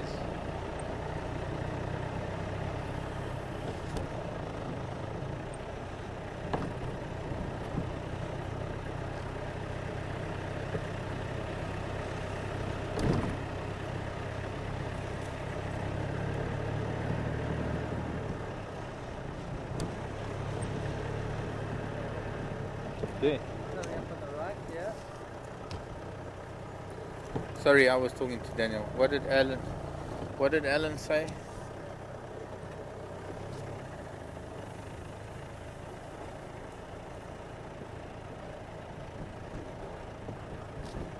Hello, King Alan Hewitt. They were.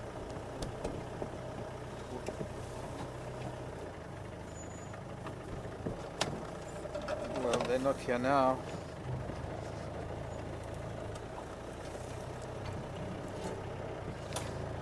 See, we've left it too late. Maybe they've gone down to the dam. The thing is, they would have maybe moved because the morning sun, or rather the morning shade, is different to the evening shade. Might still be in there. There they are. I see you. I see you. I see you. What's that from? She hasn't even lifted her head. Flat from the ground. Can we come and see you, madam?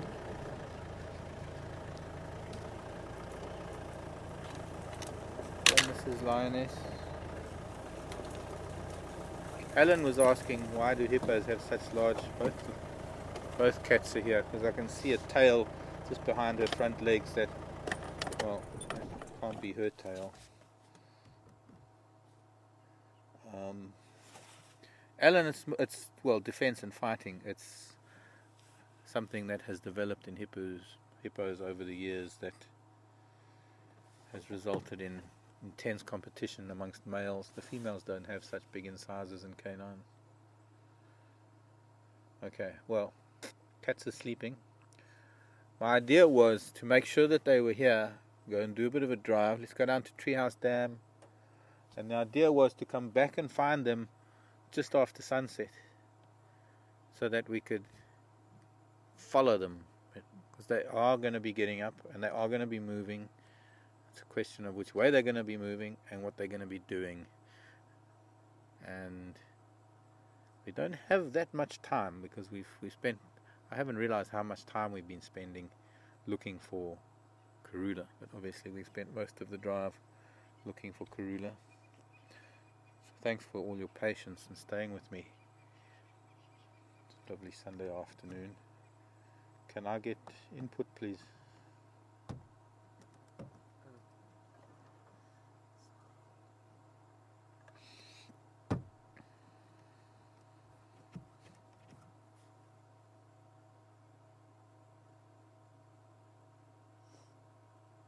Thank you.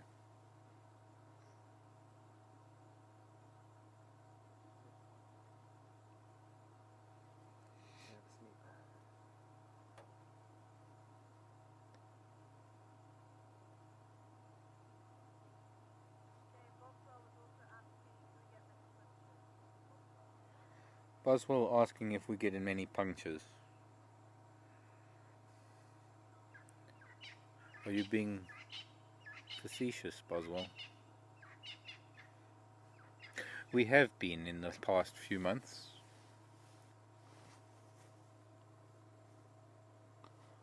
I sometimes wonder if the guys that are fixing our punctures haven't got a racket going. Instead of removing the thorn from the tire, they just push it out a little bit, fix the puncture, and then we drive around without even going off-road and get another puncture so that we have to pay them to fix it again. And they're just making a lot of money. No, I'm sorry guys, I know you do your best. The guys at the workshop, they do their best. I was just joking.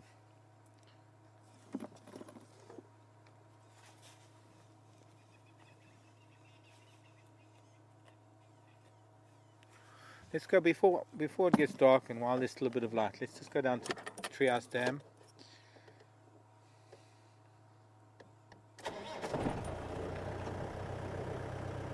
Well, now they're stretching. Now I don't know so much. Stretching and hugging herself.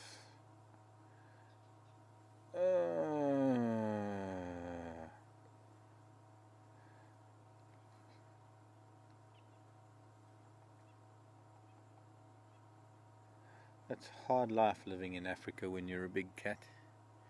You got to sleep, or you got to try and sleep all day, and you just have all these interruptions with either birds or animals or Land Rovers. Or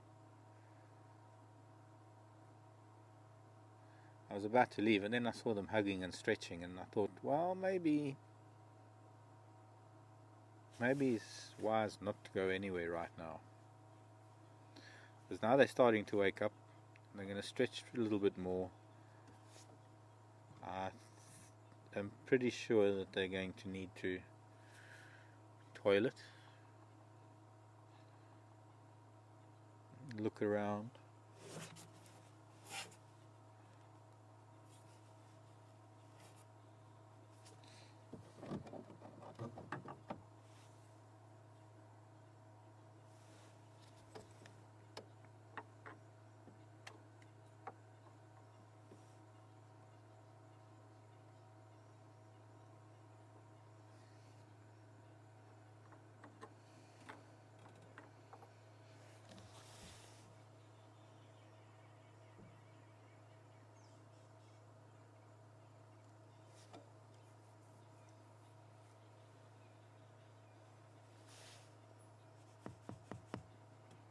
Are we sure these are kahumas, not Styx? I didn't see any lactating there. I'm going to try and go forward a bit or come around the other side of this tree to have a look at that other lioness, unless I can maybe just...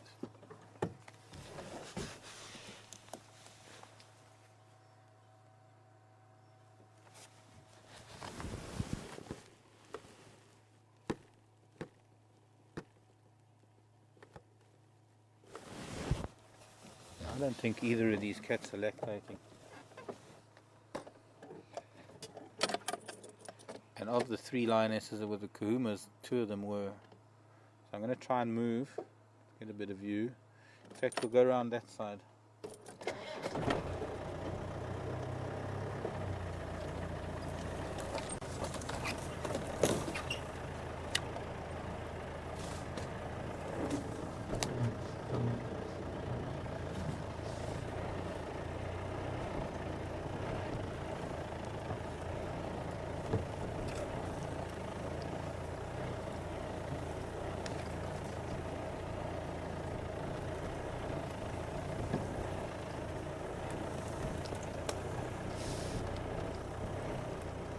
Also, you know, I don't know, to me the kahumas, when you come in, visit them like this, they look at you and they flatten their ears a little bit.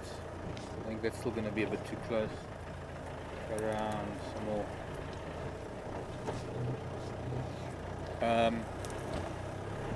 Neither of these cats have looked at us.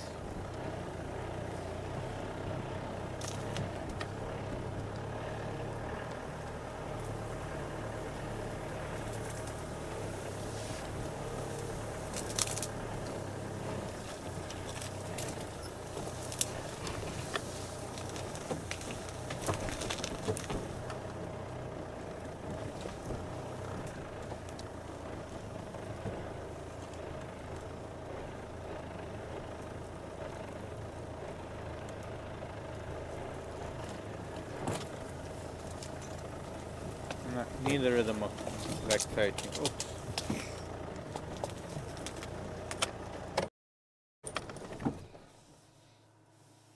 Now, I can't tell you age or anything because I'm not able to see them that well. Both of them look adult. As much as I can say.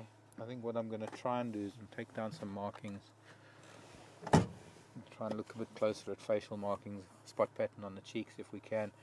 If they wake up, they should do. We're going to sit with them a while instead of moving as we were going to. We're not going to have much of a sunset. There's some pretty heavy cloud in the west. A beautiful moon coming in the east. Probably, I think we're a day or 2 away from full.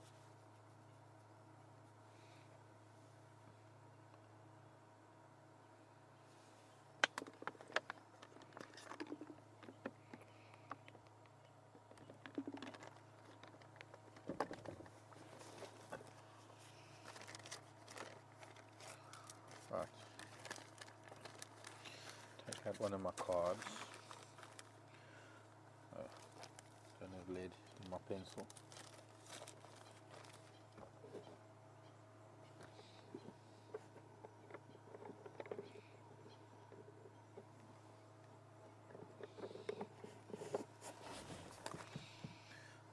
Today is the 14th, 15th.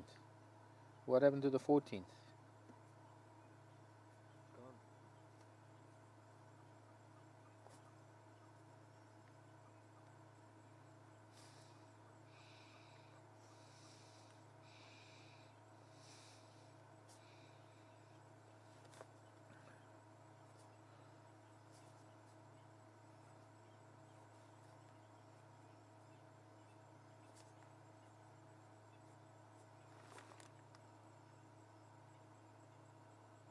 And now I'm going to get ready to write down some spot patterns and things.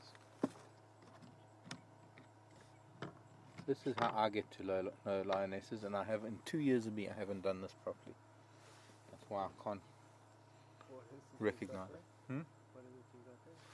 Well, so far what I've done is I've started this card and I put in the date. I've done this with some elephant cards as well, and I want to do this with Ellie's too. I must show you, I'm keeping this in the vehicle now, just while they're sleeping. Um,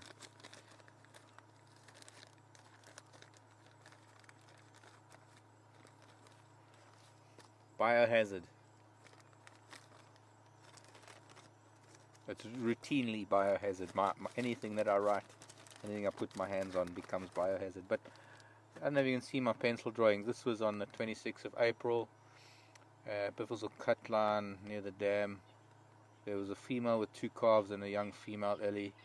And I didn't write anything about her ears, but I just drew my impression of her tusks, that they were coming close together. I've got some other cards in here that I've written about elephants. But now what I'm doing is I'm going to start one with lion. And basically what I'm doing is I've got the ears, so that if there's a nick in the ear, wherever it might be, I might draw that in. And then I will you can do it 2 ways. You can either make little spots where the spots are on the whiskers, or you can write it in a formula. And I'm going to do both, actually. As soon as I see one of their faces, I'll show you what I'm talking about. And that will help me to identify them in the future. Also, I would probably put down on this card, I would put down any scars that I might see. I'm not a very good artist, so I don't need to draw the whole lion. For me, it's all about whisker spot pattern, scars, and nicks and things in the ear. So we've got the sun disappearing behind some cloud in the west. It's cooling down nicely. They're stretching. There's a yawn coming. Nicely sharp canines. She's not a very old cat, so those canines are not very worn. I'm going to look at the nose.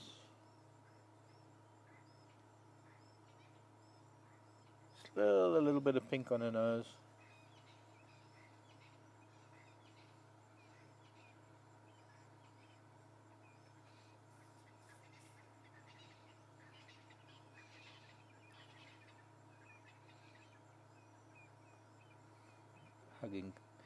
Hugging herself. Time to lift that head and have a look at the world, girl. Yeah, good stretch. Hello. Oh, that tail's going.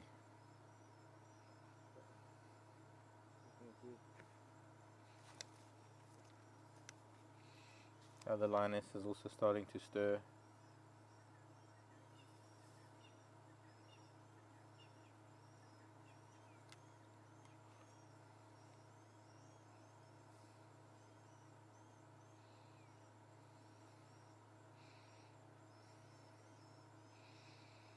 Now just on the left of her nose, her right, our left, you can see the spots after the yawn. Teeth are looking good. Canines are not very worn, so she's in her prime. That little bit of pink that's still on her nose, telling me she's probably around about 4 or 5 years old. So she's just reached adulthood. Doesn't look like she's even had any cubs yet. She doesn't look like she's ever lactated before. Look at that other one's paw on her.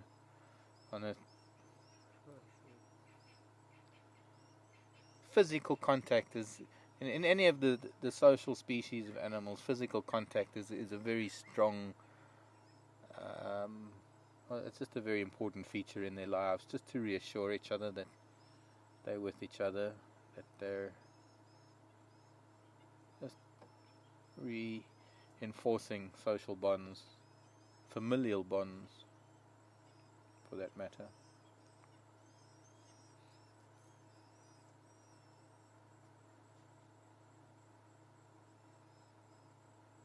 Gonna roll over. And they all rolled over, and the other one said, roll over.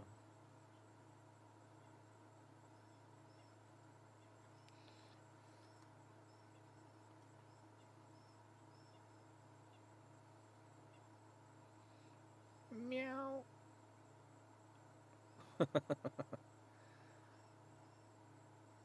Yeah, see, this cat hasn't ever had cubs before. I mean, her nipples have never. Now, there's the old lady. That's got to be Grandma from Styx, surely. Look at that ear. It's just. She's an old girl. So, this is probably her daughter.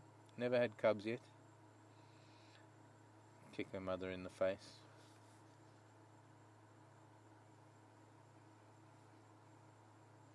If she yawns, you're going to see a difference in canines now. You'll see her teeth are yellower and her canines are probably a little bit more worn than this youngster. We'll probably see the nose is a little bit darker. In fact, her nose is probably pitch black if she looks at us. Her face is far more scarred. Her face is very scarred, in fact. Oh, her mammaries are swollen. She's had a lot of cubs. She wants a little bit of grooming. She's an old girl, so I have to say that I think these might be the two Styx ladies.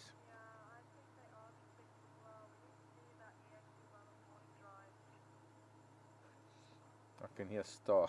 Must be an FC. There have been so many times that within a couple of 100-meter radius of Treehouse Dam we found these two cats, and they sneak away from the rest of the crew. Did you see that? Her bottom canines are almost worn down completely. She's an old girl. I mean, she's got to be 8, 9, maybe more. She's an old lady. Yellow teeth, very worn canines, as opposed to the very white canines, very sharp canines of this lioness closest to us. Getting a good lick. Now this is very important what is happening here. You see, lion can't get to that part of their head and the back of their neck, and that's an area, especially around the ears, where ticks can gather, and you find that a lioness on her own can get a tick infestation around the back part of the head and the top of the head, where her hind leg can't reach to scratch, where she can't groom herself. Look at that lioness, look at that nose, pitch black nose. Remember to try and look out for those teeth when she yawns again.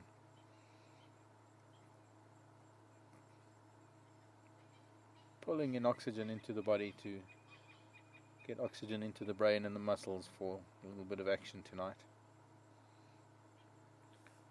Maybe a waterbuck or a wildebeest or an impala. But yeah, it's time to get active. Maybe just as well we didn't go anywhere just yet.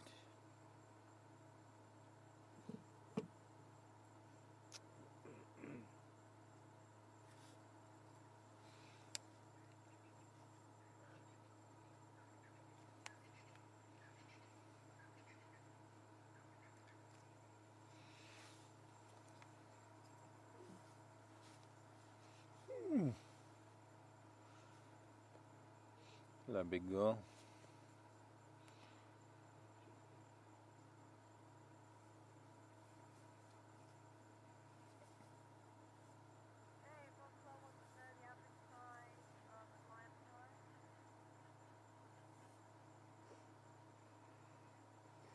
Toilet time. Boswell, the average size of a lion pride? Gosh, there is no average, I'm afraid. Can't tell you. Blood on there for Yeah, it could be.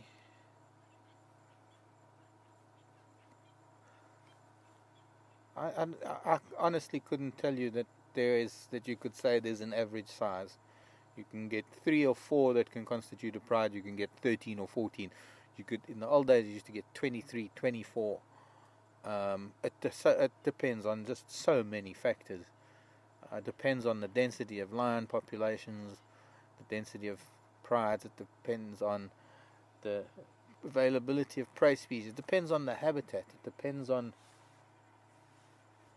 So I honestly, even if you might find it in a book that says average pride of lions size is 10 or 12 or 50, I'll never believe anything like that, because I have yet to even come up with an average on all the lion that I've seen in my life. So I'm just smelling. It's nice that she goes off there to do that part of her toileting, because that's going to be the smelly part. Okay, let's look at the old lady quickly, because we might get to see her facial markings. Some feature of hers, apart from her slightly mangled right ear, which is very important. So I'm going to put on this, make some notes. Black nose.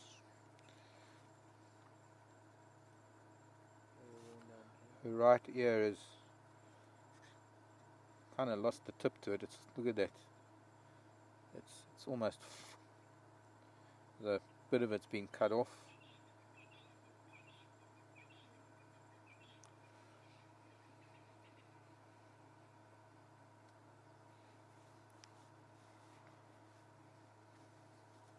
I don't know if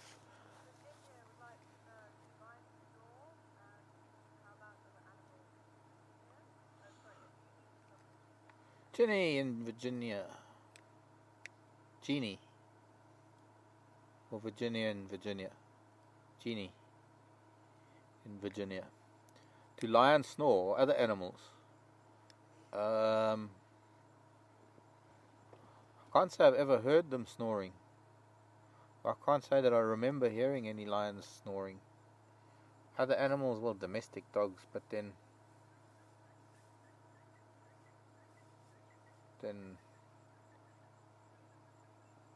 they're not purebred animals. They're genetically altered for human entertainment or human preferences. So there are all sorts of anomalies that you find amongst domestic dogs, especially the very big breeds, because they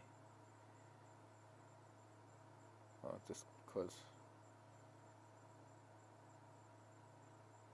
I think she's quite old. She is even looking a little arthritic. Okay. Time to go and see where these cats are going. Maybe they're going to the dam to drink. If they go to the dam to drink, I'm even more convinced that they Styx. Kahumas would go to Gari Dam. I don't think I've ever seen kahumas. I might be wrong, but I don't know if kahumas have ever come to Treehouse Dam.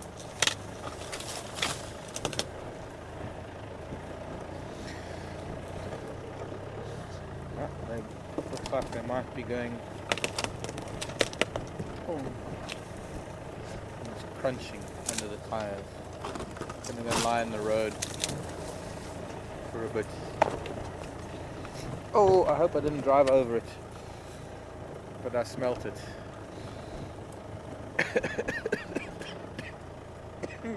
That's very strong. Did you smell it? No, it wasn't your socks.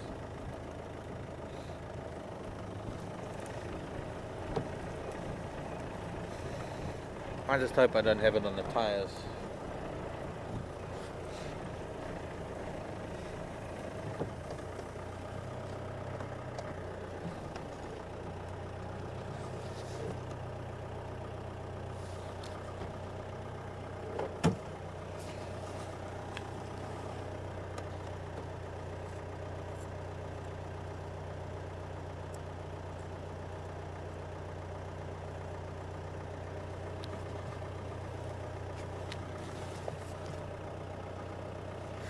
Sure.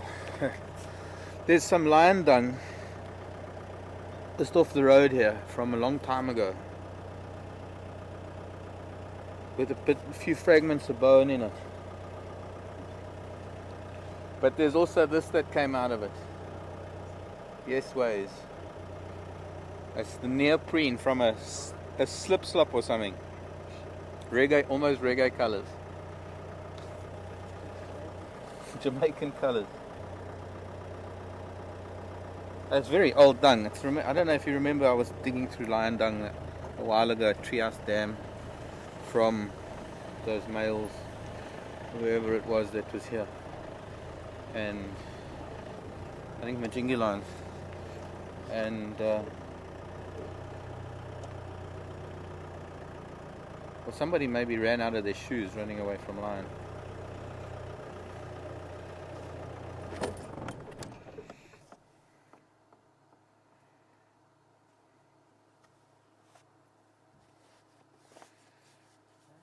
She's a healthy girl, this. I'd maybe put her closer to 3 or 4 rather than any older than that.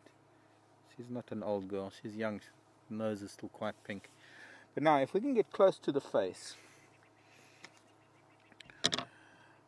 just below, just sort of nose, mouth area, if we can get her to keep still. That's not going to be possible.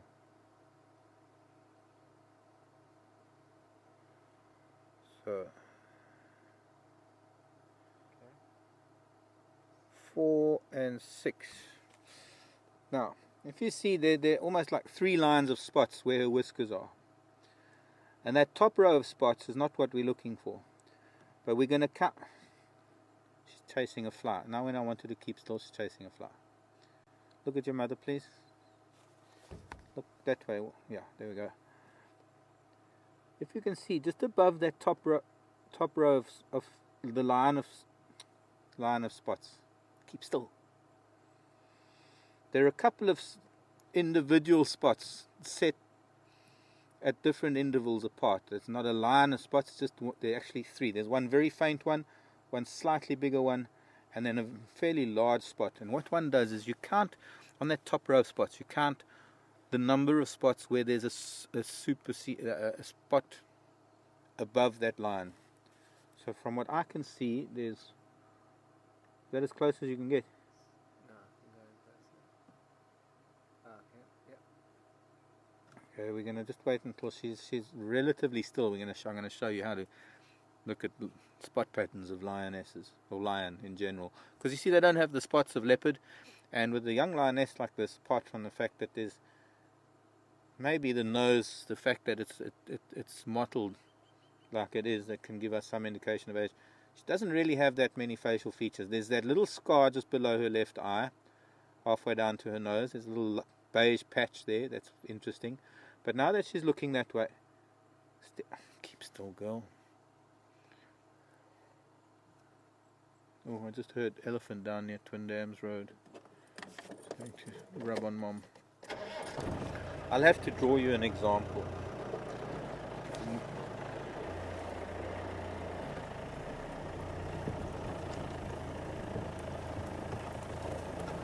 The sky is actually looking quite nice now. A little bit more colourful than it was earlier.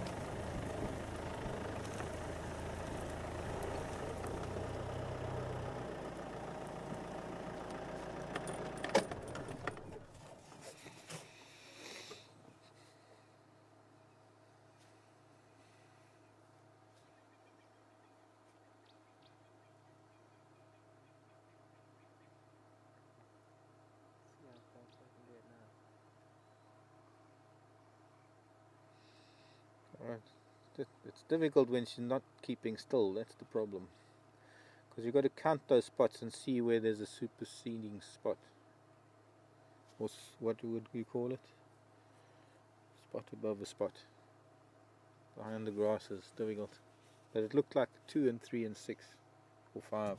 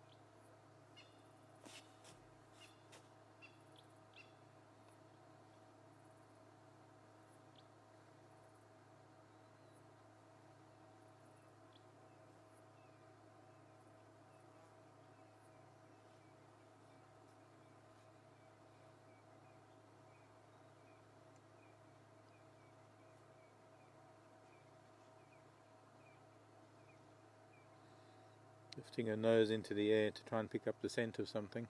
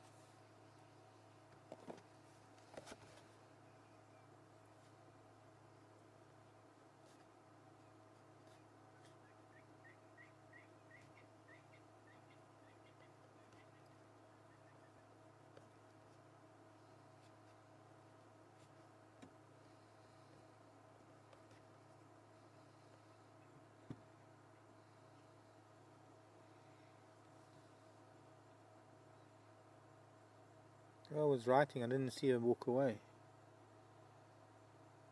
Writing notes on her. What's she looking at? I tried to look up ahead and see if there was something moving, because it looked like she looked that way. She's definitely interested in something.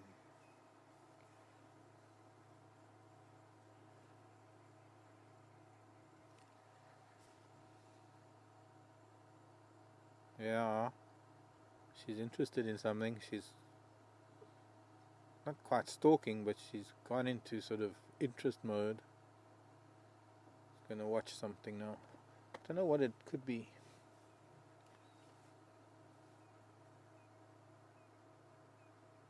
See how they keep their head still when they're looking at it, aiming at something, and they're keeping track of something. That head stays dead still. The rest of the body moves. It's quite incredible. Can't tell yet what is up there. Been trying to look through my binoculars.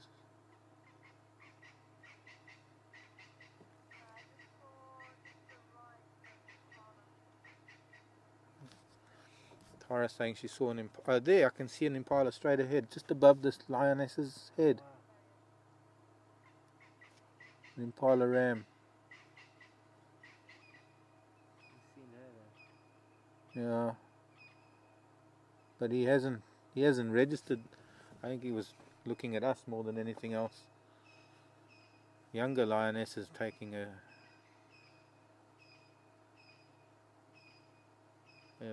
greater interest.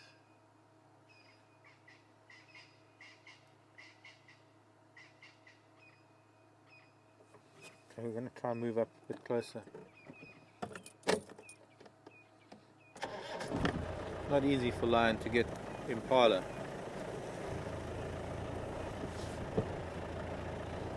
So you can get them at night quite easily.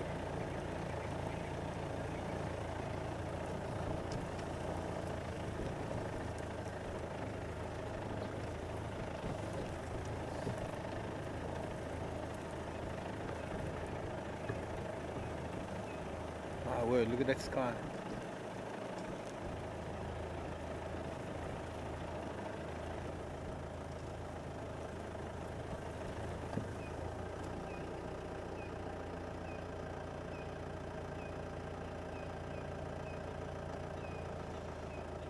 Leopard just been seen in front of the lodge, in front of the viewing deck. Doesn't surprise me. Karula. Oh, which deck? The viewing decks. Just news coming in from FC.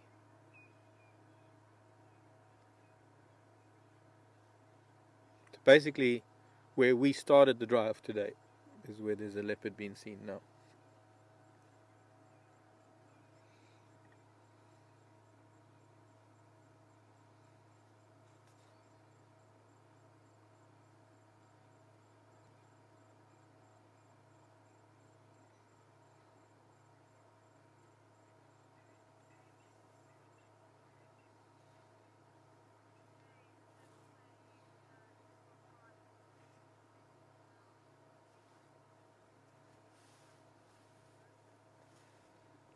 Steph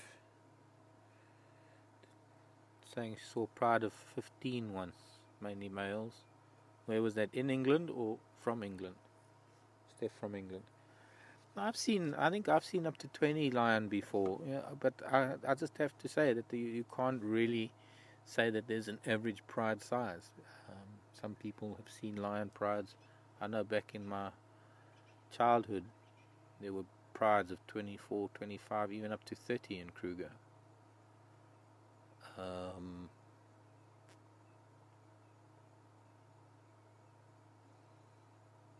Obviously, the bigger the pride, the more difficult it is to feed everybody. So there's always this optimum point where, especially when they're adults, cubs it's a different matter. But when you've got too many adults, you've got to catch too many big animals.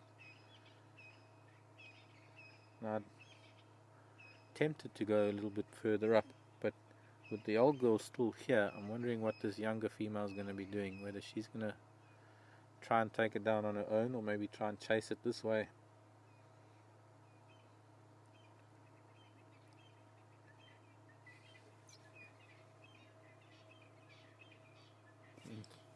Okay, let's try and move up a bit.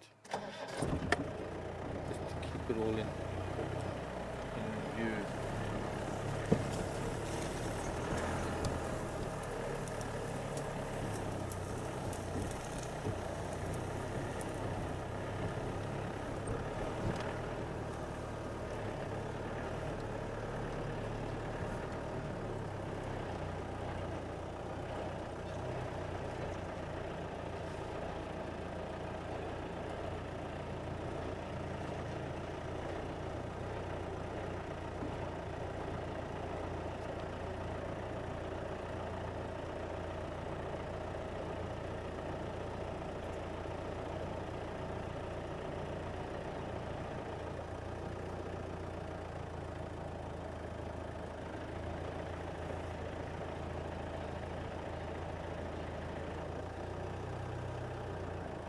Stalking now.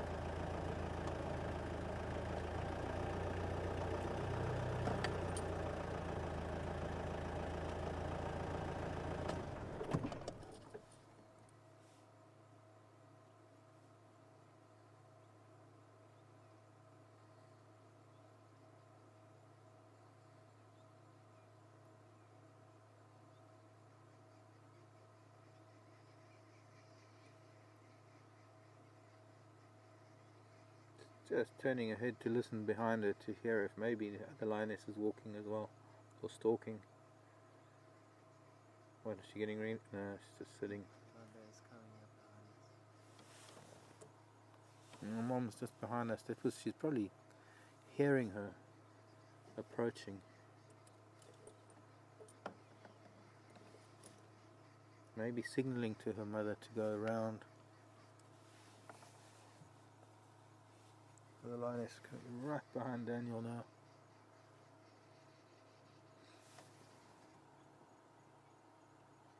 Okay, she's lying down in the road behind us. Okay, she's obviously been waiting for a moment to get a bit closer.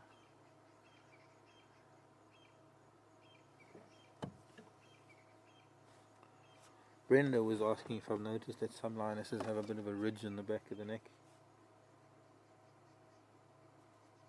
Just like this one.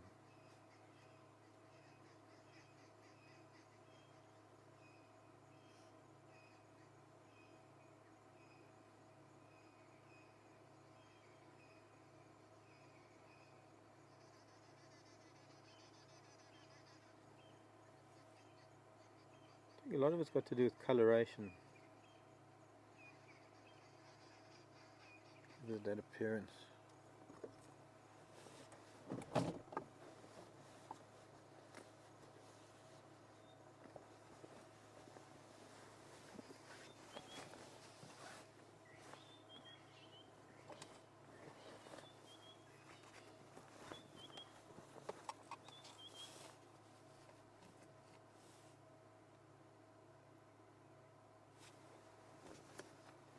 Giving up.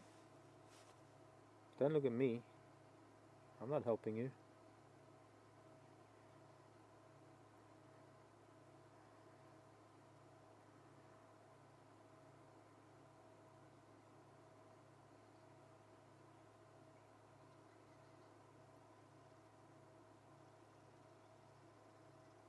I'm going to choose her footing carefully now. It's getting quite dark. Managed to lighten it up quite a bit. So what you're seeing is a lot lighter than the picture what we've got right now. I can see there. We can see that impala's horns. You can see that impala, top left of our picture there now. He's oblivious to her presence. And I think she's just waiting for him to come around that bush.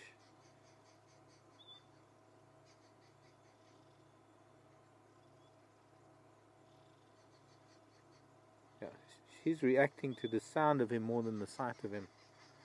I didn't even know he was there because I can't see him at all from our point of view, just without the camera. So I'm actually seeing better just looking at my monitor than I am actually seeing her.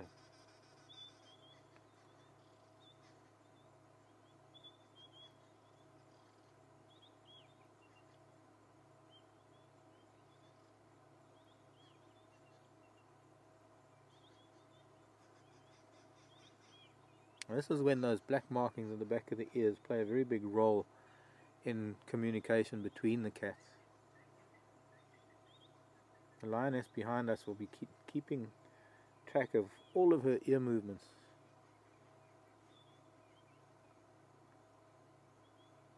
And something that I've learned to read to some extent, not obviously as well as a lion, but we'll see those ears go a little bit flat just before she goes to make a move for it.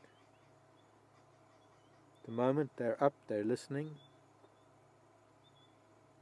they're facing forward, they're showing the full surface area of the back of the ear, the dark of the back of the ear, to the lioness behind us and behind her. So without having to make verbal communication, lioness behind us knows exactly what she's up to. And obviously the ear movements and the messages that they give out are a lot more subtle than I could ever learn.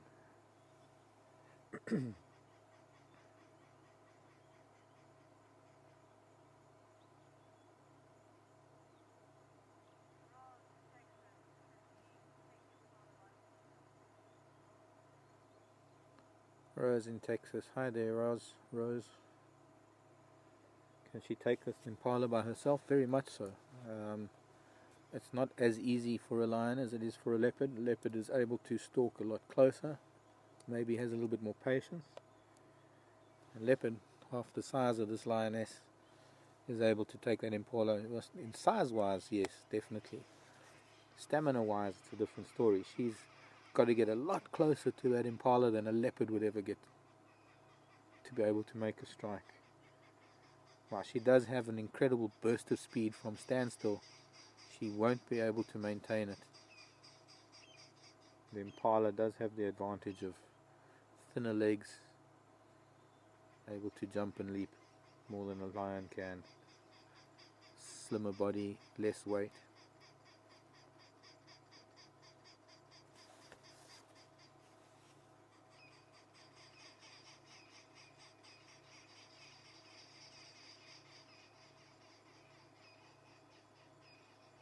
I can just see that impala to the left of that clump of bushes. So at the moment nothing much is happening. He's just feeding. I can just make out through a little gap in the sort of top left third of the picture. A little bit of movement there.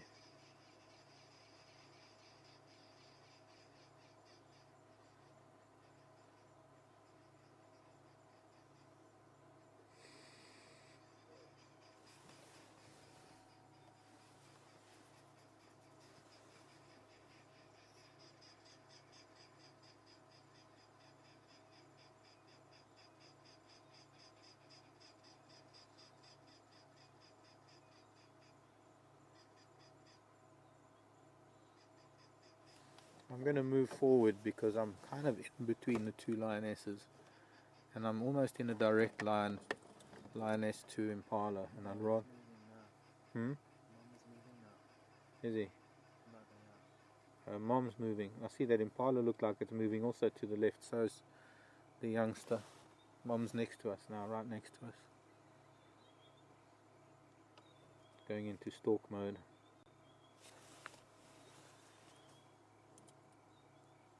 Lioness next to us is taking one step at a time, very, very slowly.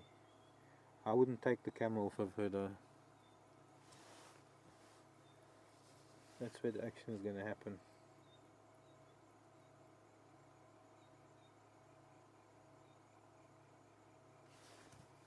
Go away, flies.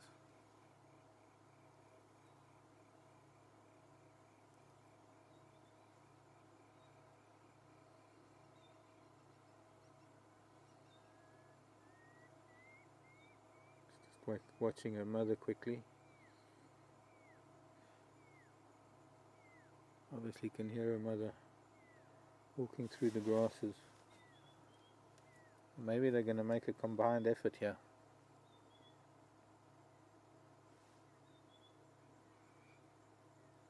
If this old girl goes around the other side and forces that impala out this way into this lioness.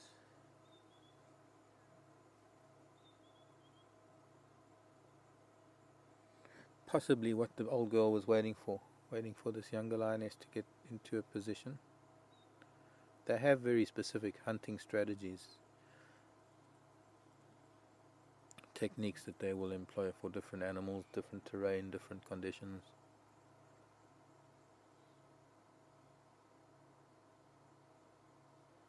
The old girl has found herself, I think, behind some really thick cover,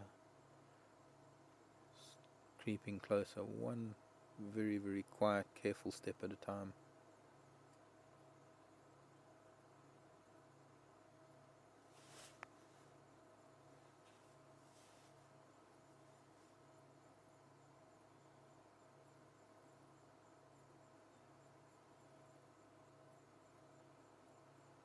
Now it is kind of getting a bit dark, but I can't use any lights at the moment.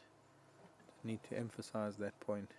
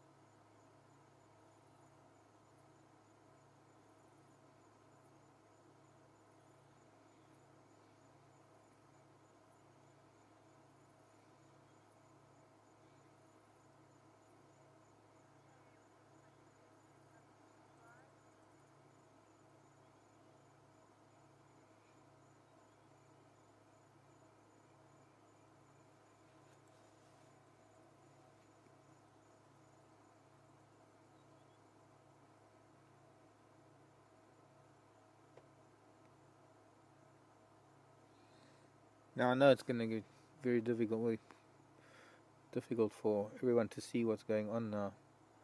Other lioness is taking a detour. She's going to be going around some bushes, the older lioness. The youngster is still where she was, keeping an eye on that impala behind that marula tree.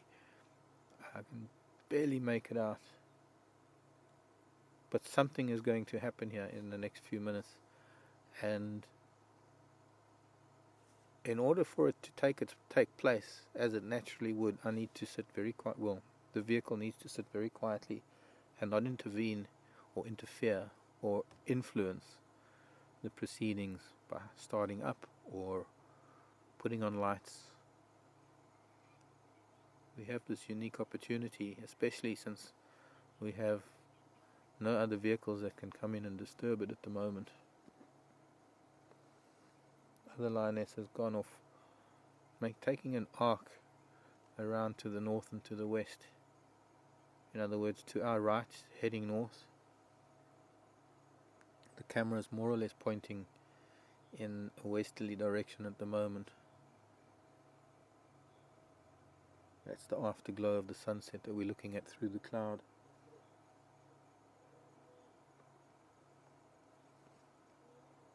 And it's now gotten to the point where I actually can't see the old lioness. I don't see her now, but I can just see a shape that I think is still the youngster. Hasn't moved.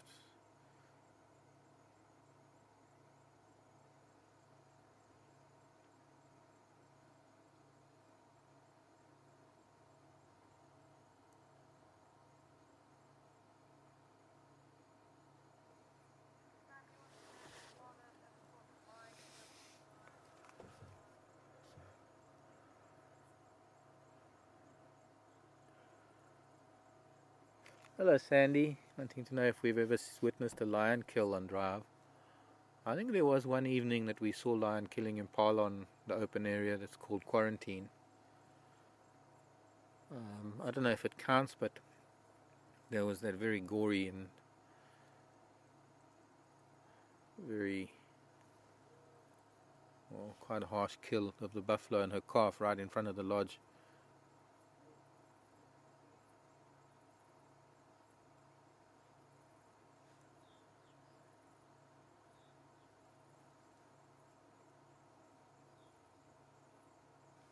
What did they kill?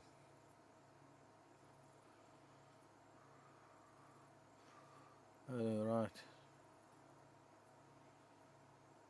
Oh, that's right, yes. Up on the fire break just off on Boo Boo Road. When the kahumas killed. That was just the day before they started mating, the kahumas and the kijimas. The young buffalo. I think I'd just come back from leave. And Malusi and I headed out there. I must still find that video.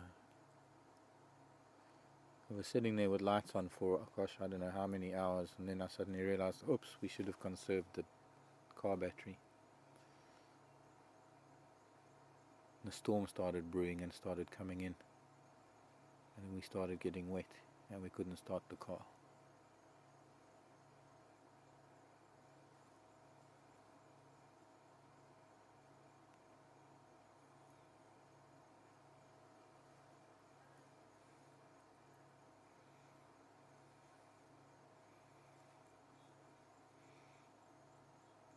Hi, Ellen.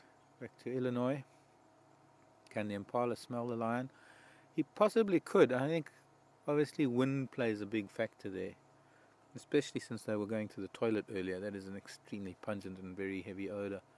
And if the wind was coming this way, he would probably smell that. But right now, I don't think so. I really don't think he can smell them yet. Just to let you know, we are due to have a fireside chat tonight with this beautiful moon. A lot of the cloud has dissipated and disappeared down in the south. Not seeing much of it. I'm just looking at my binoculars. I can still see her. She hasn't moved, the youngster. I think she's waiting for Mom to move around the other side and play the decoy. Or maybe she's going to be the decoy and Mom's moving around into striking position.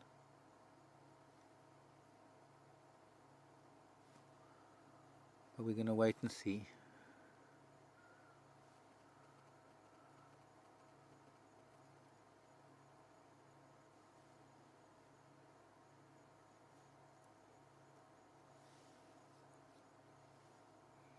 A few bats flying around.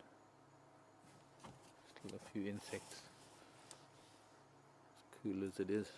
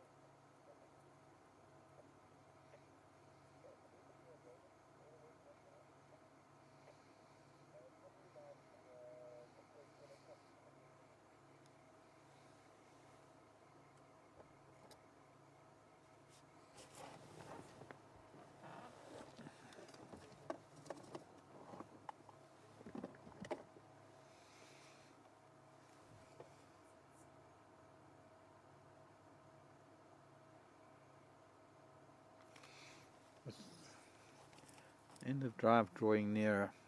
We might even have to push things a little bit. I've always found it difficult to leave under the circumstances. Now, once again, for those of you who are watching,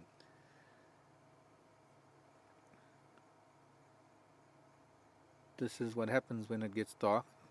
It makes it a lot easier, a lot better, a lot more, let's put it this way, gives the cats a greater chance of success hunting in this light, even in darker nights.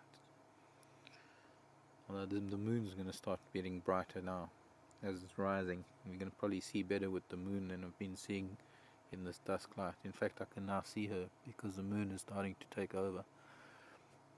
Now, unfortunately, this is where our patience is tested. The fact that this lioness is still sitting there very attentive tells me that that impala is still there and that this hunt is still going on as planned.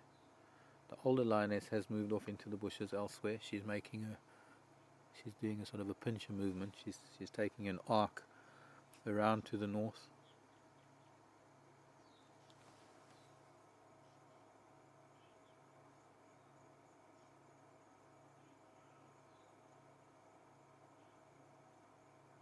And I would like to sit and watch and see this through.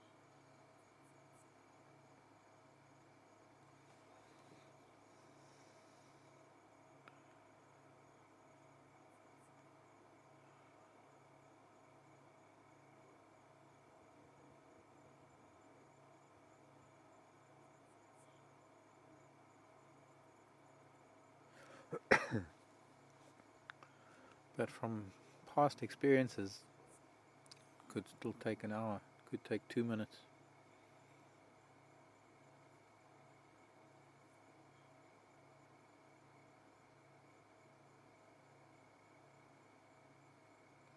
See, this also just goes to show that the kind of opportunism that is involved here. These two girls woke up, they moved, changed position a little bit. It's not like they actively decided to go and hunt. Something attracted their attention, this impala ram, and they went into hunt mode. Now, if they miss it, there will be a little bit of a commotion. I have no doubt that the impala ram will snort, and that will give off a message that something is happening here. And so they're not likely to try anything again in the immediate vicinity, and we'll try and move. We'll make a move elsewhere. They have been sleeping all day, and there's a good chance that they will want to go for water if they miss this kill. Otherwise they'll kill and feed and then go for water. It's certainly going to be something to follow up on in the morning. But an impala between two lionesses is not going to go very far. They will pretty much finish it off. Close to the hyena den. Can't be more than about 200 yards away.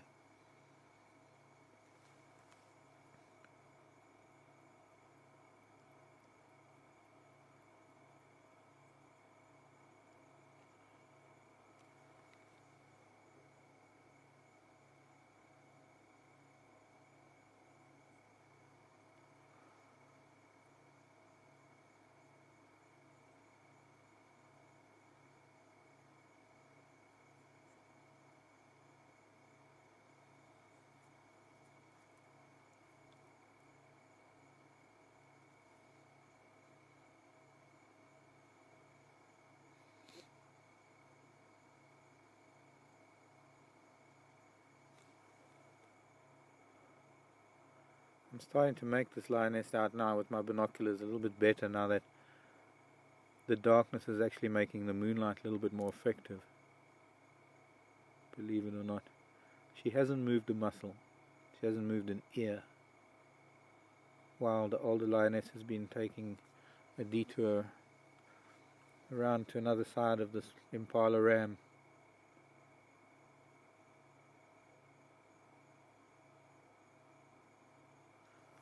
With these long grasses, it's imperative that they be very quiet. While the impala might not see them or smell them, he's going to be maybe relying more on his hearing at this stage of the game.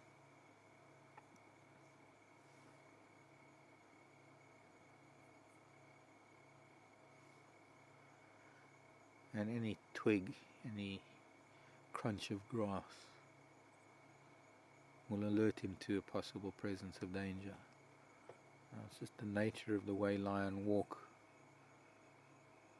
And sometime in the next few days when we see cats and we see them walking, I'll try and point it out to you, and Tara will as well, how when they're walking and they put their front paw down, it goes down on the side and then it rolls flat, so that it cushions the sound of anything they might step on.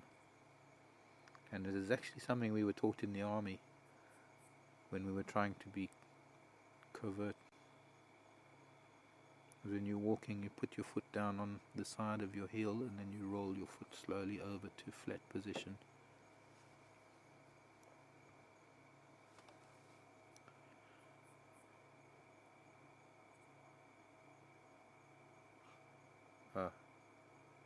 I just heard him snort.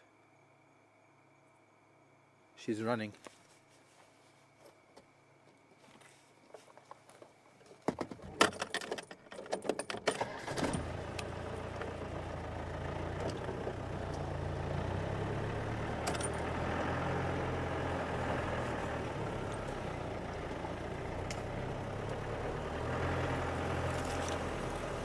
There she is. They've missed.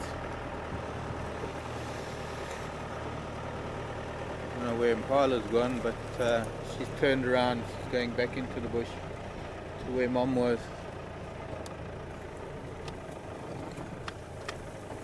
Well, I have to be honest. I mean, the tension and the excitement is pretty amazing. Sometimes it's nice that we don't witness the demise of a little animal. Well, as you can see, the bush is quite thick here. I don't know, I'm guessing nothing happened. So I was going to say, if they're going to go off into this stuff, then we're going to leave them be. But this is where the impala was, where she is now. He must have run off as he snorted.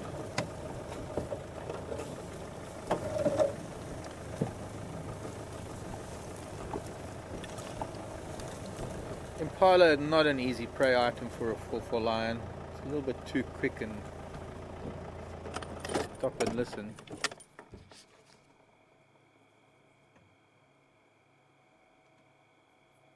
I think she's trying to locate her mother now. Oh, you don't see her too well, just behind this bush.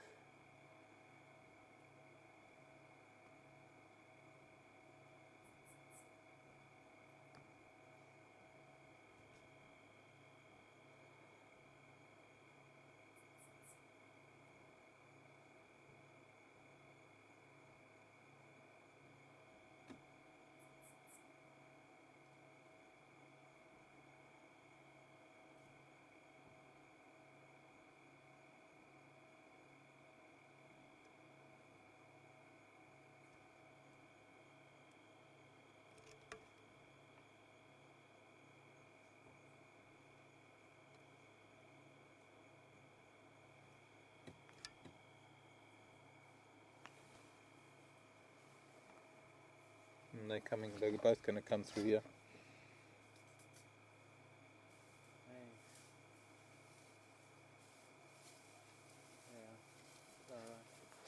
Oh, yeah, right next to me.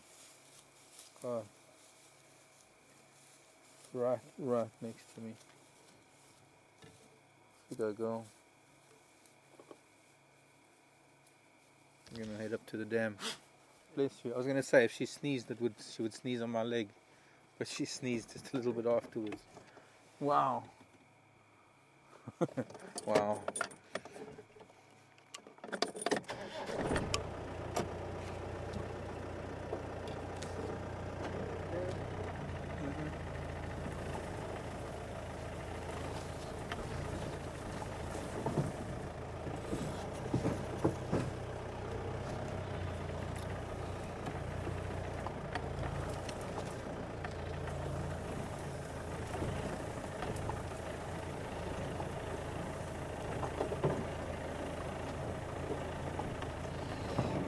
Okay, once again, things are changing by the minute, and they're heading off along the road. Now, I know we're getting close to the end of drive time. We haven't had much of a drive this afternoon. Well, we haven't. We're a minute over. Okay. If they're going to go down to the dam, then I'm going to stay with them.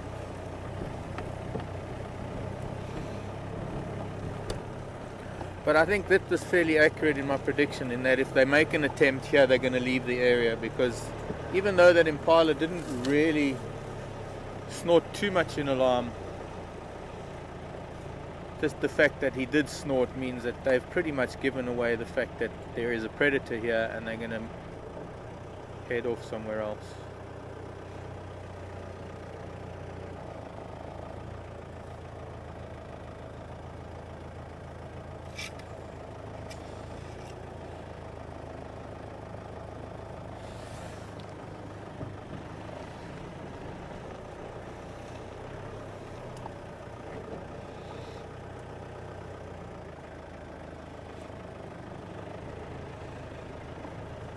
What if we just follow lions instead of fireside chat?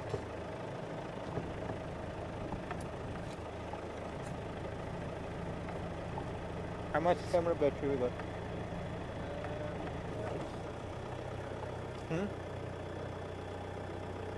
Okay, we've got lots of camera battery. I'm getting a go from FC. Turning down, maybe going to the dam, we'll watch them drink. No? I want to go to the dam and drink. Why? Just because I said so. Smelling buffalo dung. Maybe they're gonna. So they were turning around. What's up, girl? What can you smell? I'm gonna come back this way.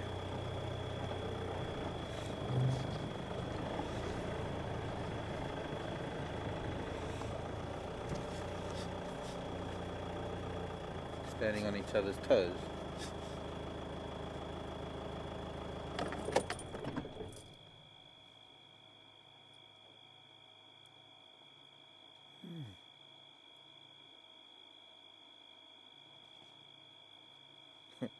That's a lioness getting the cold shivers. They are sniffing around where these buffalo. There have been buffalo dung in the road. Tara, did you see buffalo today? Yeah. In this block on our left. So maybe they're going to go down that way. 2 lionesses versus buffalo. If this was the Salu, I'd say yes. Here, I don't know. We're going to go down Spum Road or to the dam? Left or right, girls? Left or right? One of you going left, one of you going right. Left, go left, go left.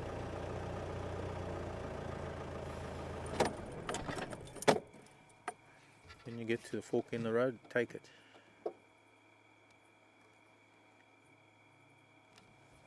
They're listening for buffalo.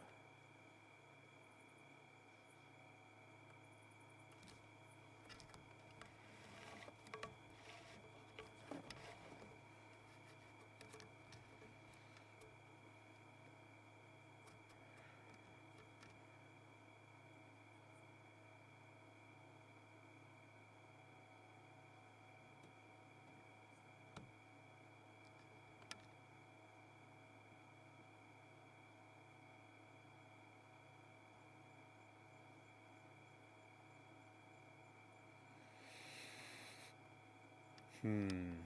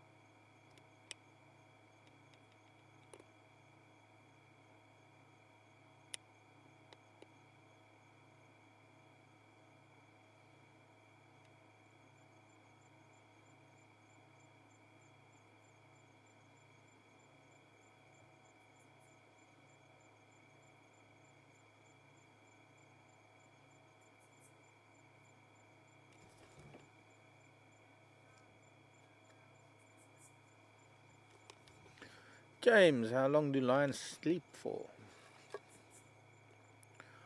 They say it's about average of 20 hours a day, and it is a lot. It is all about conserving energy. It's all about digesting food, conserving energy, and yeah, she's encouraging the youngster to move.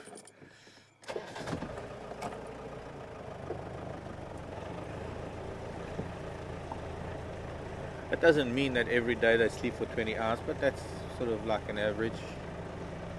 Depends on what they've been feeding on, what they've been doing. Going down for some water. I think they were just listening to see that they're not going to walk into anything in particular, like a herd of buffalo.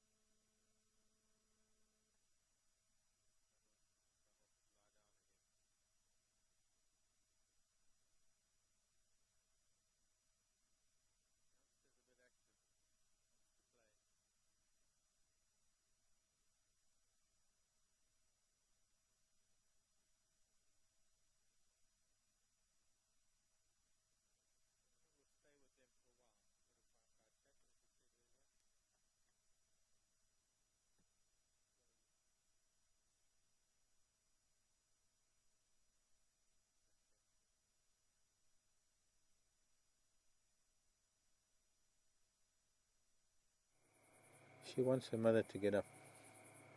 I think she wants dinner and a movie and popcorn.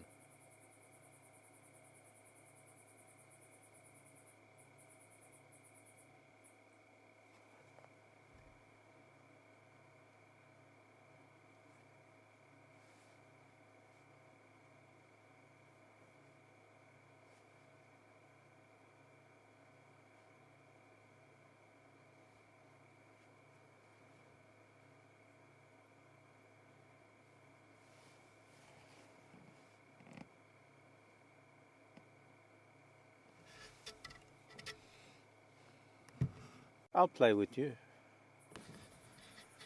Just promise to keep your claws in and not bite so hard. Sorry, hat in the way again. Always the hat.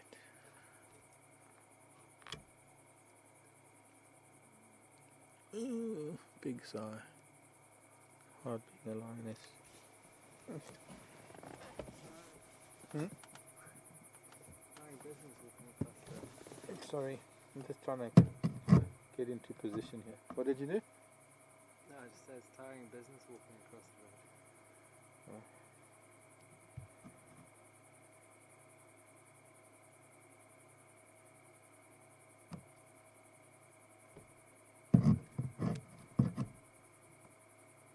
Try and get this light to be more of a flood than a spot.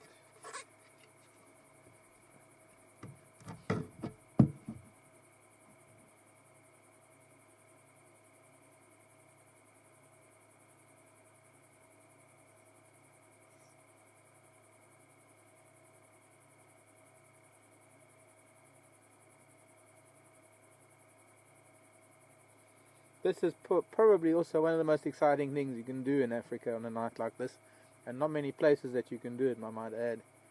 We've got a beautiful bright moon sitting with two lionesses. They virtually rubbed against the vehicle earlier on, and now, as you know, the vehicle doesn't have any doors, so they were... I was about a foot away from two of them as they walked past me. Really an incredible experience. No matter how often and how many times I experience it, it is truly, truly amazing.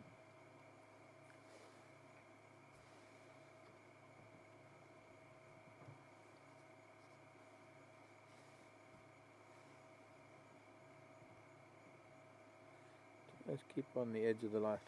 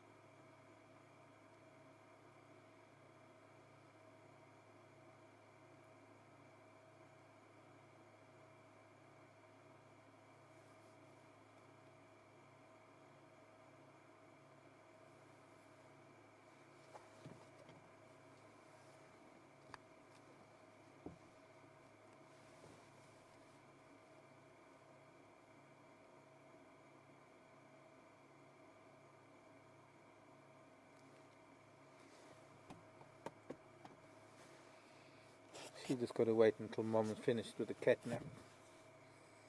Ow.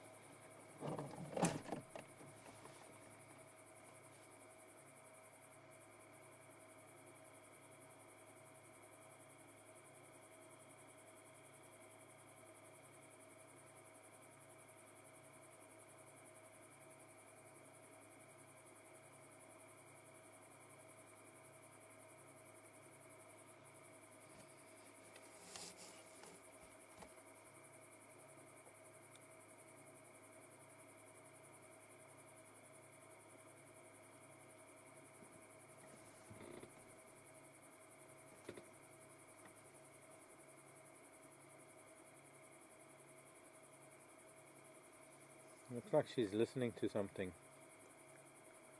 up ahead.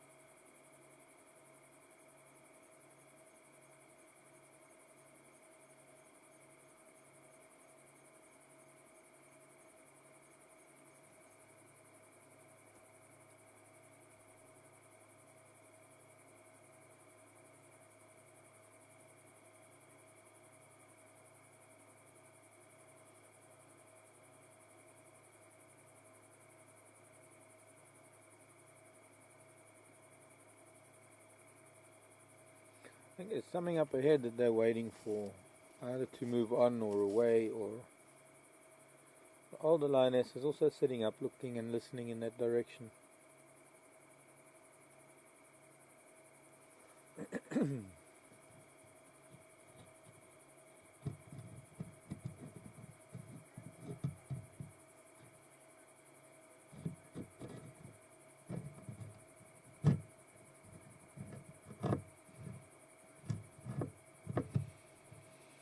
Hello Nancy in Texas, wanting to know if a lion has ever jumped up on the Land Rover. No Nancy, never has happened with me, not to my knowledge elsewhere. I don't know, lots of Land Rovers out in the bush at any one time, but not to my knowledge. And as far as being worried about being out here in the dark with lion, I wouldn't say I'm complacent about it, but I have been in similar circumstances many times. That's normally my favorite pastime when we got a bright moon like this, is to come back out at night without lights and sit with lion in the moonlight, or watch them hunt. But no, I think I'm fairly confident that these cats are ignoring us, that we have nothing to do with them at the moment. I mean, what perfect example was a few minutes ago when they walked right past the Land Rover. The older lioness, who's got a lot more experience, she didn't even flinch. She didn't even look at me. She just walked straight past. The youngster looked up and saw Daniel in the camera, and she flinched a little bit and detoured around a little bush. But other than that, there's a conditioning that takes place, and it's all about learning as a youngster. And what they learn is food, and what they learn is danger. And the vehicles don't ever play a role in that. As you saw last week, I don't know if you were with us, Nancy, with those other youngsters, the kahumas and their babies. Those little ones, as young as they are starting to learn from this age already that they don't need to be afraid of the vehicles, that they're never going to hunt the vehicles. The adults don't ever hunt the vehicle and bring one down and they're in a kill situation.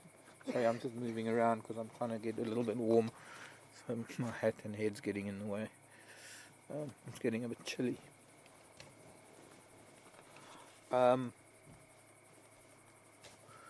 as they grow up and they get more and more exposed to the vehicles, they get to learn that the vehicles are not a threat. There are, of course, different circumstances when humans are on foot, and that will happen sometimes when we get out of the vehicle to track the lion and we see them. And more often than not, under those circumstances, they will growl and spit and snarl at you most of the time. Perhaps run away.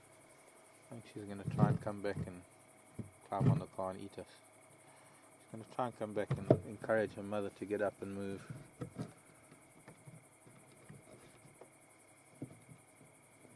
She wants to go. What, she's going to pounce on her.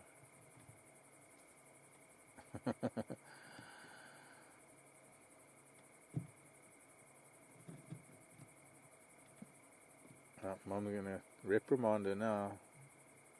What?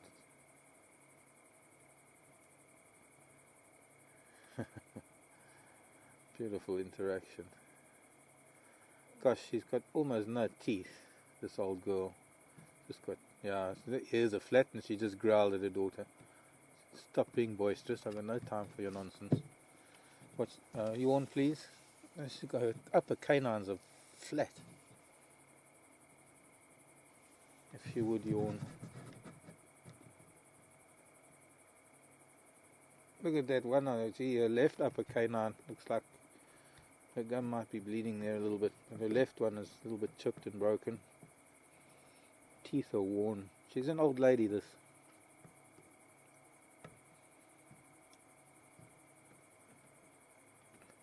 Come on, get up, old girl. Let's go get out of the water. It's going to lie at the dam. I'm just envisaging this beautiful view of them lapping at the water with their reflections in the dark sky behind them.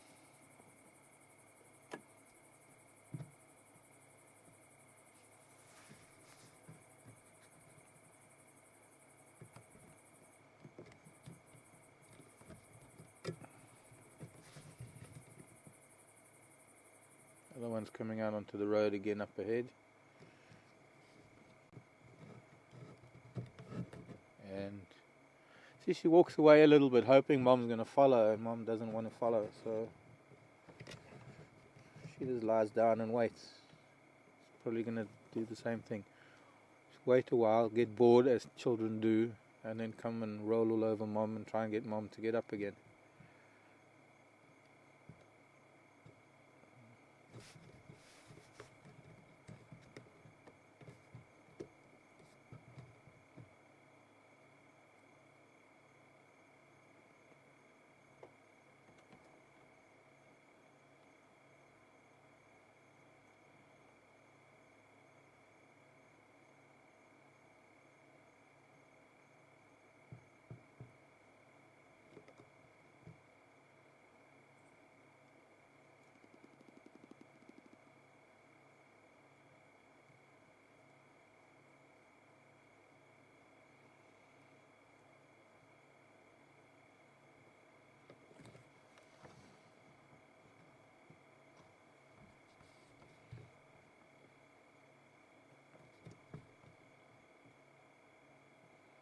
A firefly on the dash. They don't make lights at this time of the year. I think you'll be able to see this beetle.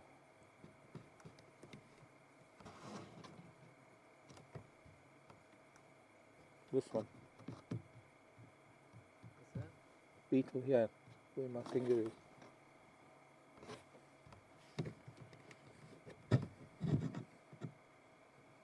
Just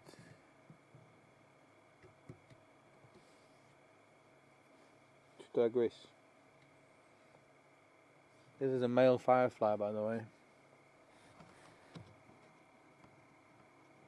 But he's not making a light this time of the year. Just that last bit of his abdomen is where the light comes from. Just trying to bend him.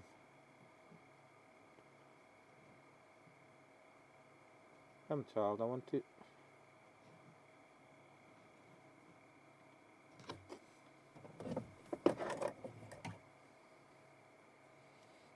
What to show you to the world.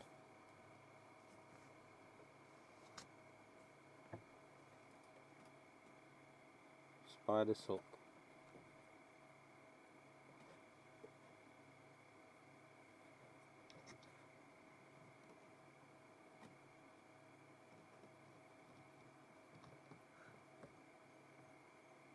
I'm not interested.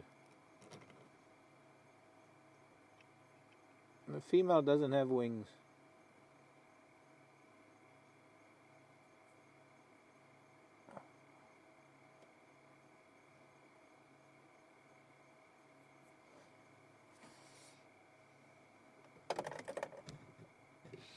Okay. Back to the lions. Lionesses. Still no change. Let's see what... Oh, we're going to wait a while. We made the decision to stay with them instead of FSC, so we're going to sit with them and see what happens. Maybe another 10 or 15 minutes.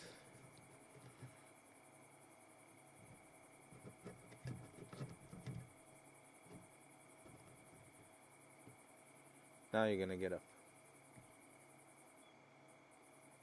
No. When in doubt, clean.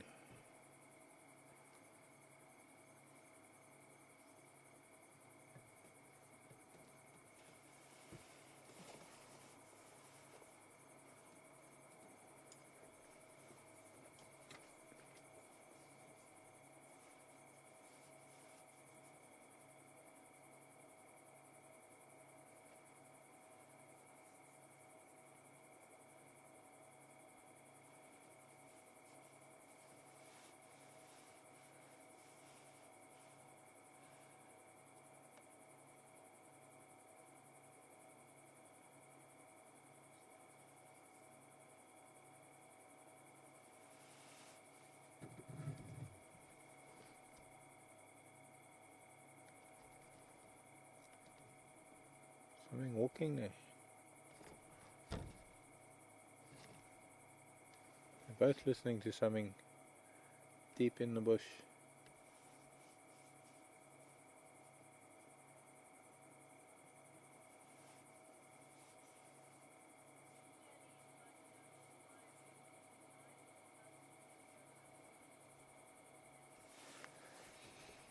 Good evening, Jenny. From Oklahoma. Wasn't Annie Oakley from Oklahoma? Or maybe I'm just thinking Oklahoma Oakley. Talking about Annie Oakley earlier. Annie, not Annie, sorry. Jenny wants to know if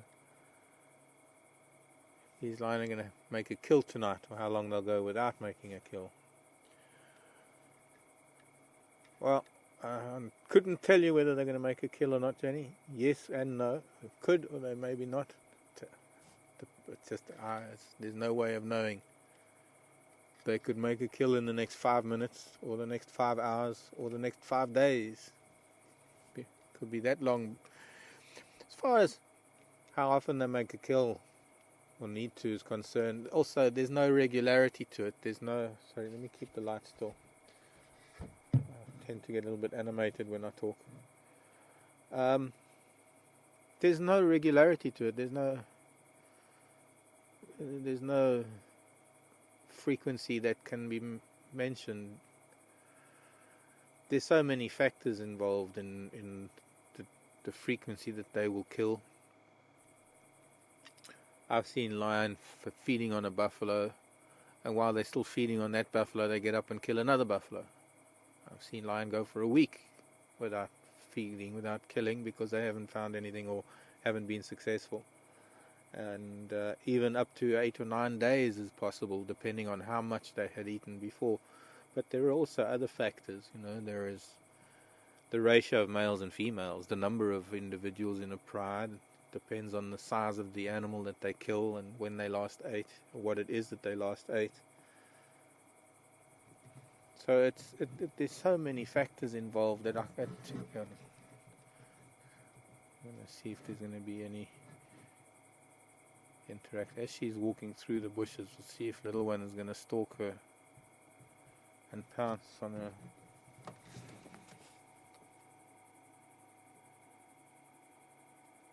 Yeah, it looks like it. Oh, just behind the bush. Time to go down to the dam, is it, ladies?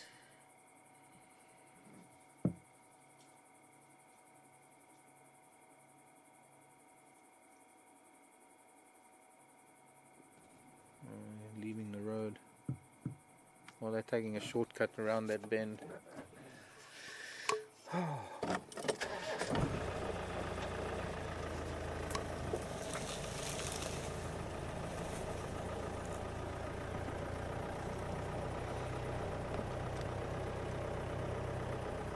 Playing with a stick.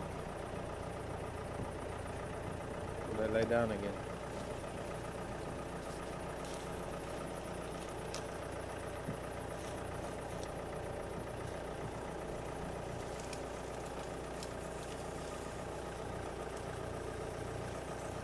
Right, it's sleeping time. Hello, Ed, New York. Not Ed in Connecticut.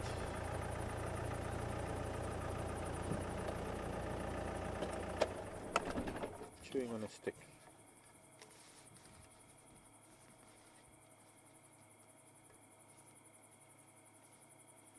Ed wants to know how long lions live on average. Well, females tend to live a lot longer than the males, Ed. 12 is a good age. In some cases they have been known to live a little bit longer, but I think you could say on average lionesses up to about the age of 12. Lion only maybe 8 to 10 at the most.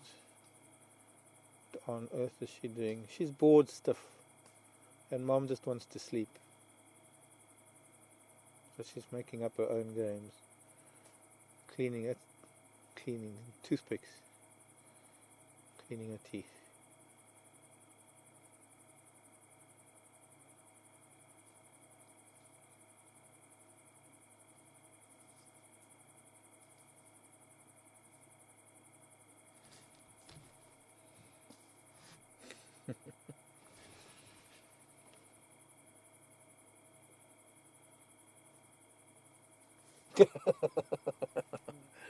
That was so childish.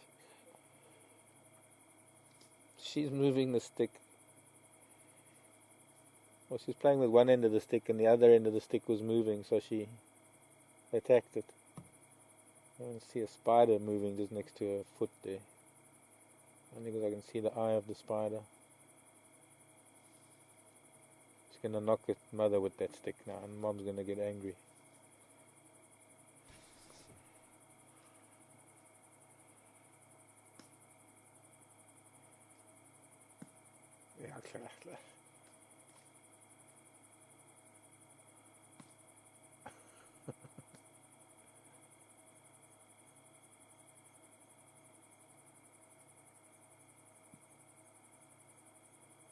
Bites it for peace and spits it out.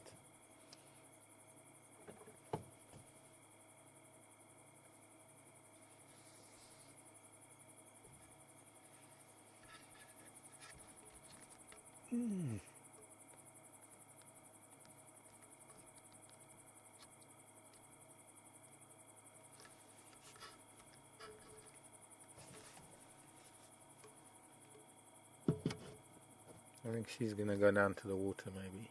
Or Mom's just rolling.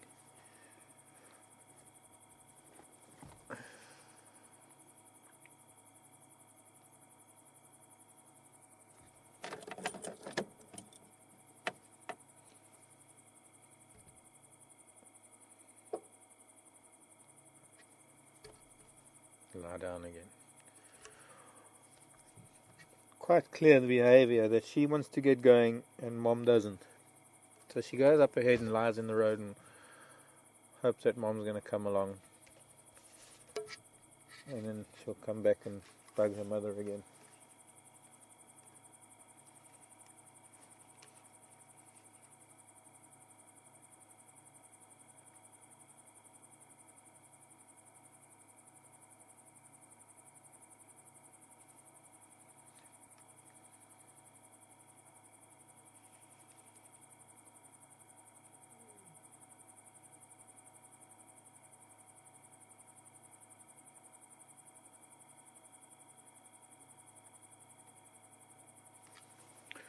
She just made a contact call, this lioness in the road.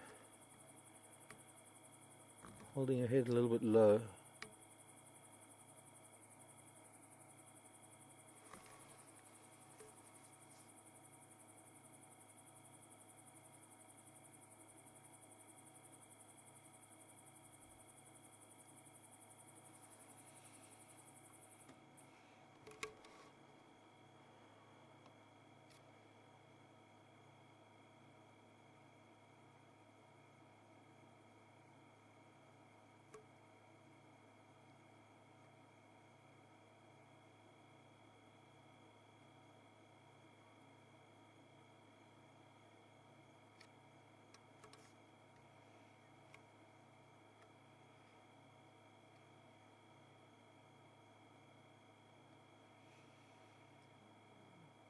Another one.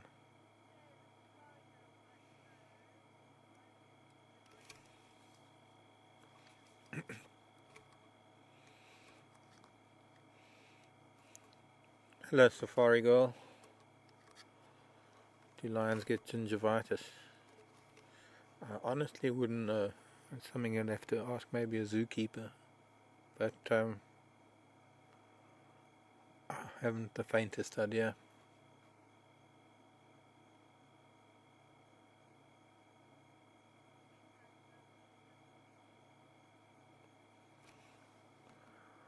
Weepet, hello Patty. Is this still going to be an FSC? We've decided to stay with the Lionesses in place of FSC tonight, just to remind everyone as well that since they were hunting earlier and we thought that we might have some action, we decided to, well, we made the decision.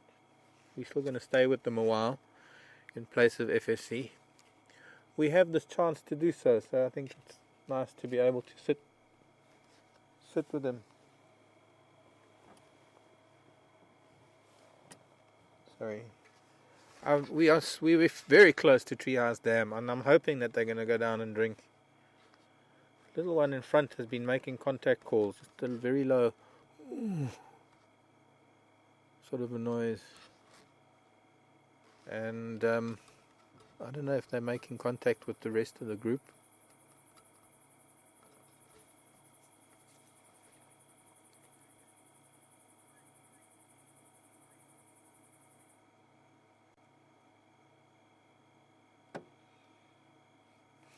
Hello, Vicky in Canada. Do quiet lions mean hunting as opposed to roaring and full and content? Actually, neither. It doesn't mean anything, especially two lionesses on their own. I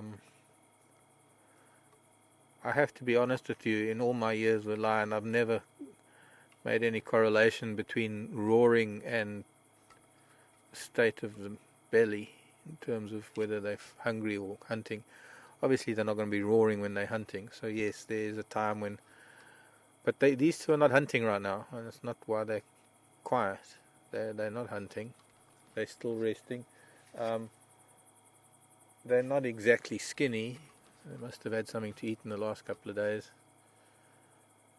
They were hunting because the opportunity was there. They were hunting because, and they were waking up, there was an impala close by and they went into hunt mode. At the moment, I think there might be, I'm just looking at buffalo tracks on the road going down to the dam. She's every now and then listening to something up ahead. In fact, Mom also looks like she's listening to something. So in terms of what they're actually doing right now is whether it can be construed as hunting or not is a matter of debate. Depends on what it is that's up ahead. There might be animals that I'm not hearing if these buffalo are up ahead. The thing is, it's very difficult for two lionesses to take a buffalo. This old girl and that young female. Maybe two adult lionesses in their prime, yes. Maybe bring down a female buffalo or a calf. But the thing is, they got to get to it first. And buffalo are not that keen on letting lion get to members of their herd. And lion, or rather the buffalo, can turn the tables on the lion very easily, especially with only two of them. There could very well be something up ahead. They both do look up and look into this bush every now and then.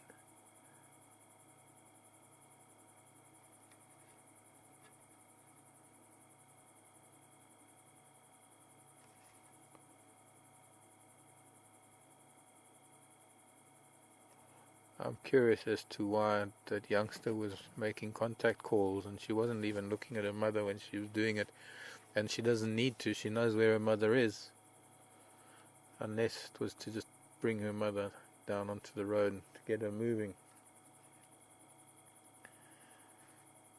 Now also it's an assumption of mine that it's her mother. I mean, definitely an old lady. And I think that it probably is her mother. Just the way she's behaving with this old lioness.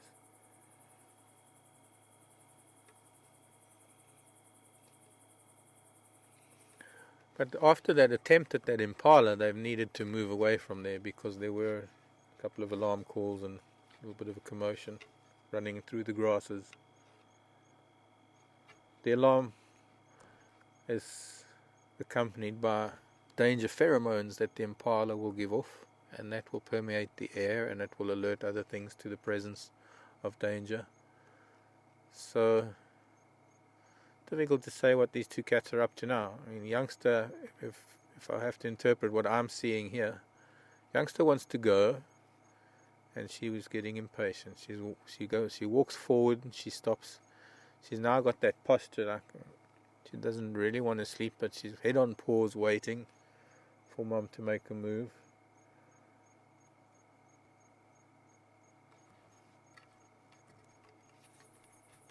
Mom's about to make a move. There we go. She's getting up.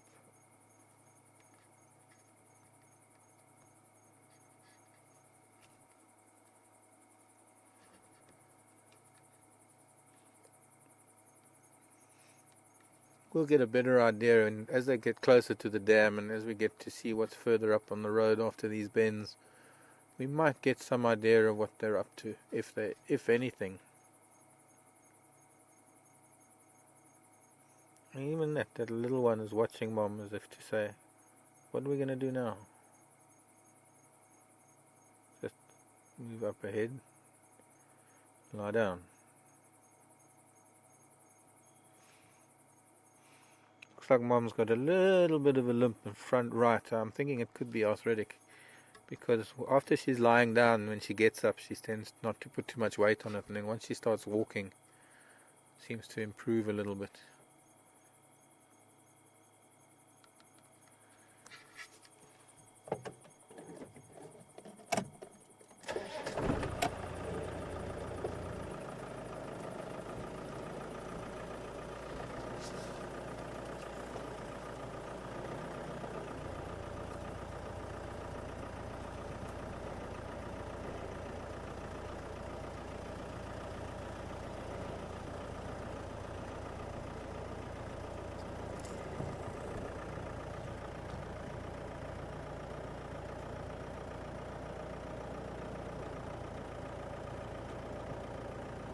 Getting a message from Penny that they do get gingivitis. Sorry, old girl. A symptom of feline immune deficiency, autoimmune deficiency.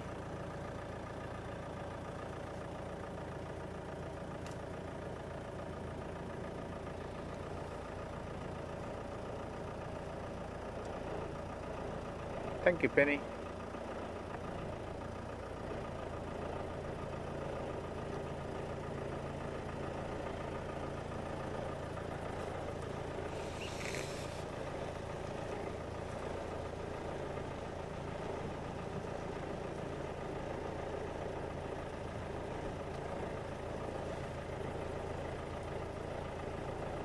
Okay, we're getting to Treehouse Dam with a bit of breakup. All I know is Jenny was asking where's the male, and there is no male with this pride. The lion society in this part of the world has been disrupted by some rather unusual goings on, rather unusual unprecedented, I would say, things happening to the tune of large coalitions of male lion that have come in and have been causing havoc. Now, this particular pride, I don't even know who the father of the cubs. I'm assuming the Mapojos were the males that sired the cubs of the Styx pride, and well, they were ousted. They were pushed south. The Gajimas came in. There were the Majinga lions that came in. I don't know. There's just been so much going on with the lion prides here that there's nothing normal about lion. There's no very typical male and females and cubs and that goes on here. So I can't answer where the male is. There's a young male that's with them. He's managed to survive, but there is no male with this pride as far as I'm aware.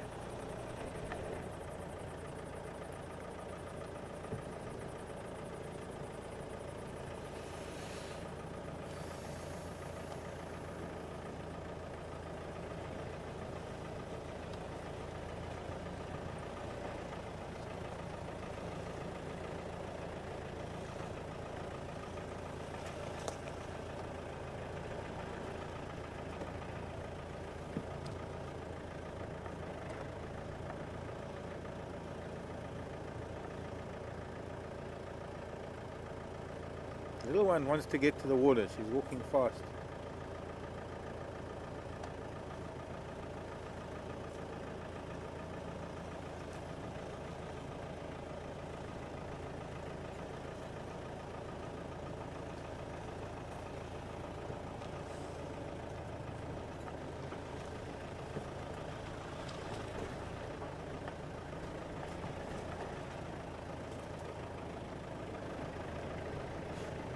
Bless you. She sneezed again. She's also got allergies, Daniel.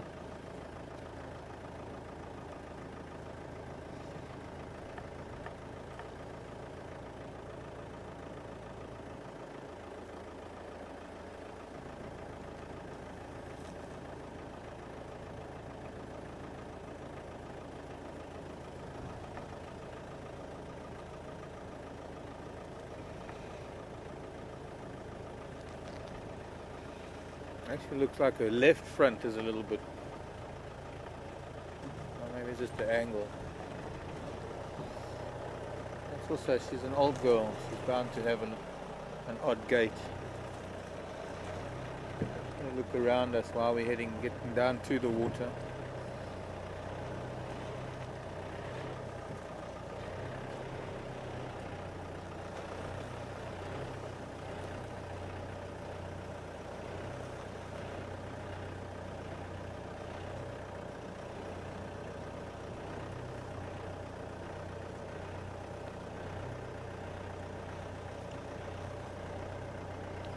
I wonder if they're even going to stop at the dam.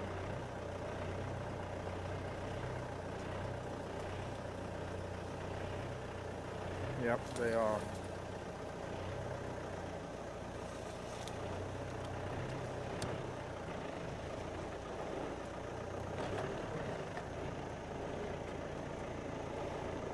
Sorry Tara, I didn't copy that. Breaking up badly.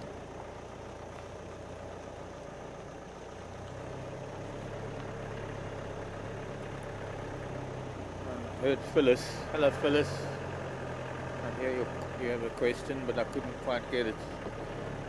It's always a bit bad down here at Treehouse Dam, the radio comms.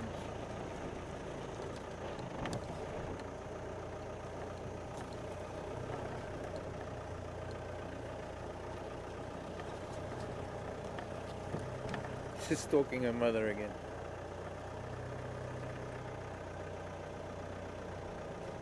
His mom's not coming.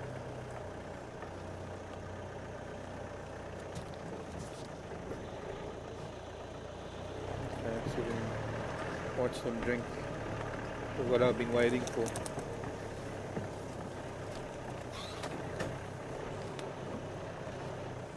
looks like we're not going to see the lapping at the water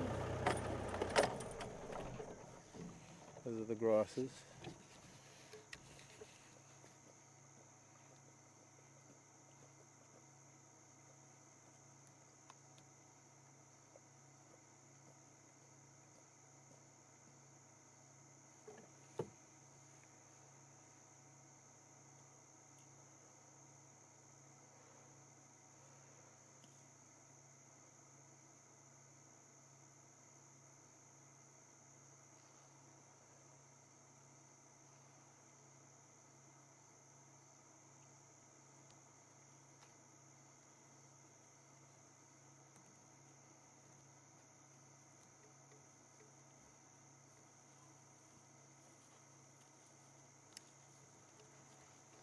Hello, big girl.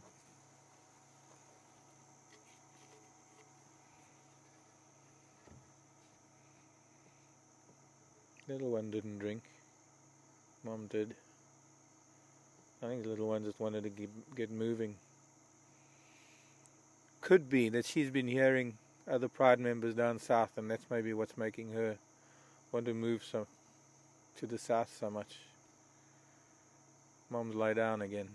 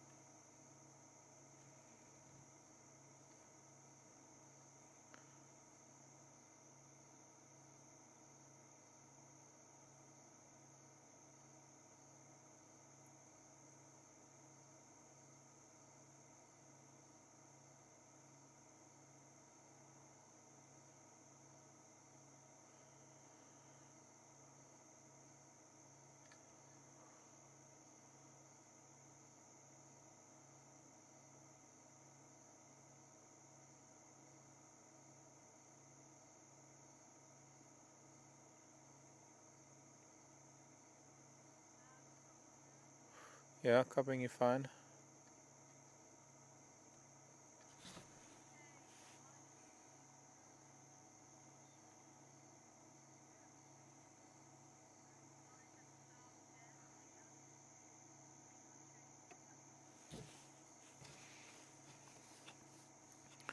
Hello, Phyllis.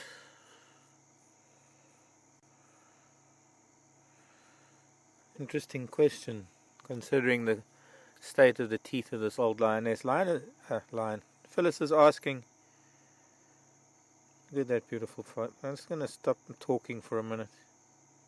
I'll get your question now, Phyllis.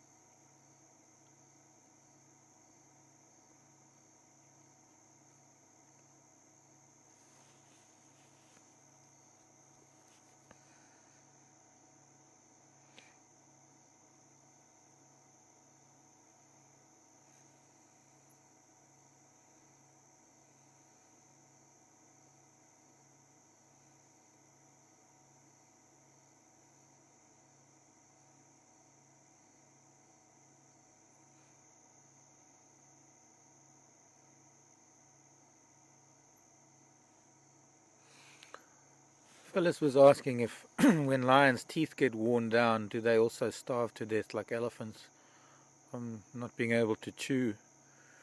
More with the males, Phyllis, more with male lion than with lionesses. Lionesses, excuse me, I'm getting a bit hoarse. Males get ousted, so they're pushed out onto their own at an old age. females will always have the pride around them, unless they're an old lioness that doesn't have a pride, like Sandy Patch. I don't know how old she was, but she just was losing condition. She didn't have other lionesses to help her hunt, and she could capitalize on. But even this old lioness will survive for some time still, because she will have the rest of the pride that will hunt, and she will be able to, there will always be soft enough parts of a carcass that she will be able to eat.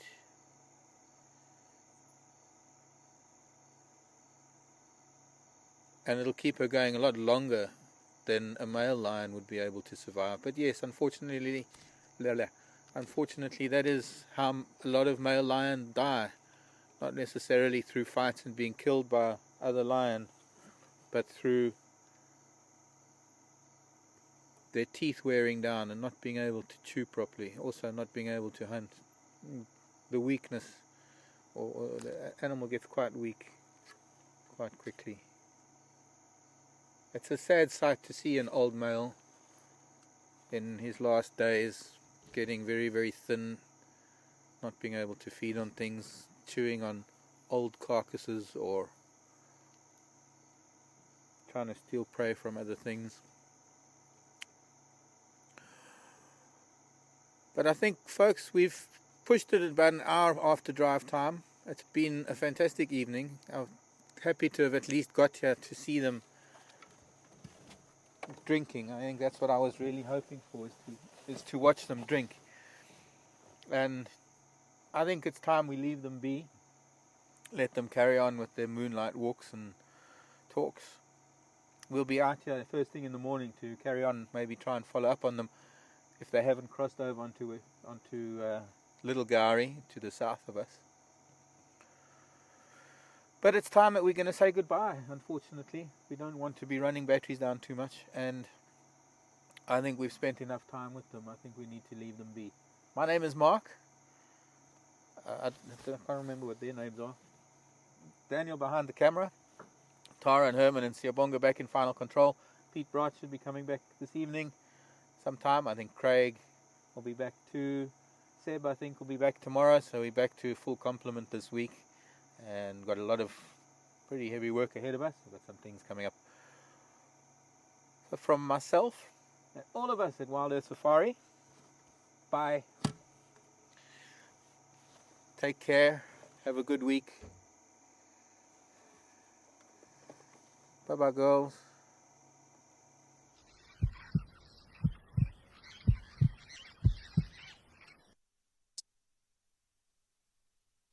Thank you very much for joining us, everybody. I hope you enjoyed the extra time with the lions. And sadly, we couldn't get to a fireside chat, but we thought, since we don't see the lions very often, then we might as well stay with them. And it does turn out that it is the two females from the Styx Pride, and thanks to everyone who was trying to tell us this morning. For some reason, we didn't get those queries, but definitely keep them coming in the future. As I say, we didn't see some of those characteristics that we were able to see this afternoon. But thank you very much for joining us, and we'll be out and about at 6:30 Central Africa time for our next live safari. Mark will be heading out once more, and maybe he'll be bumping into Karula tomorrow morning. Let's keep our fingers crossed. But for myself and the rest of the crew, take care, and we'll see you again here on Wild Earth.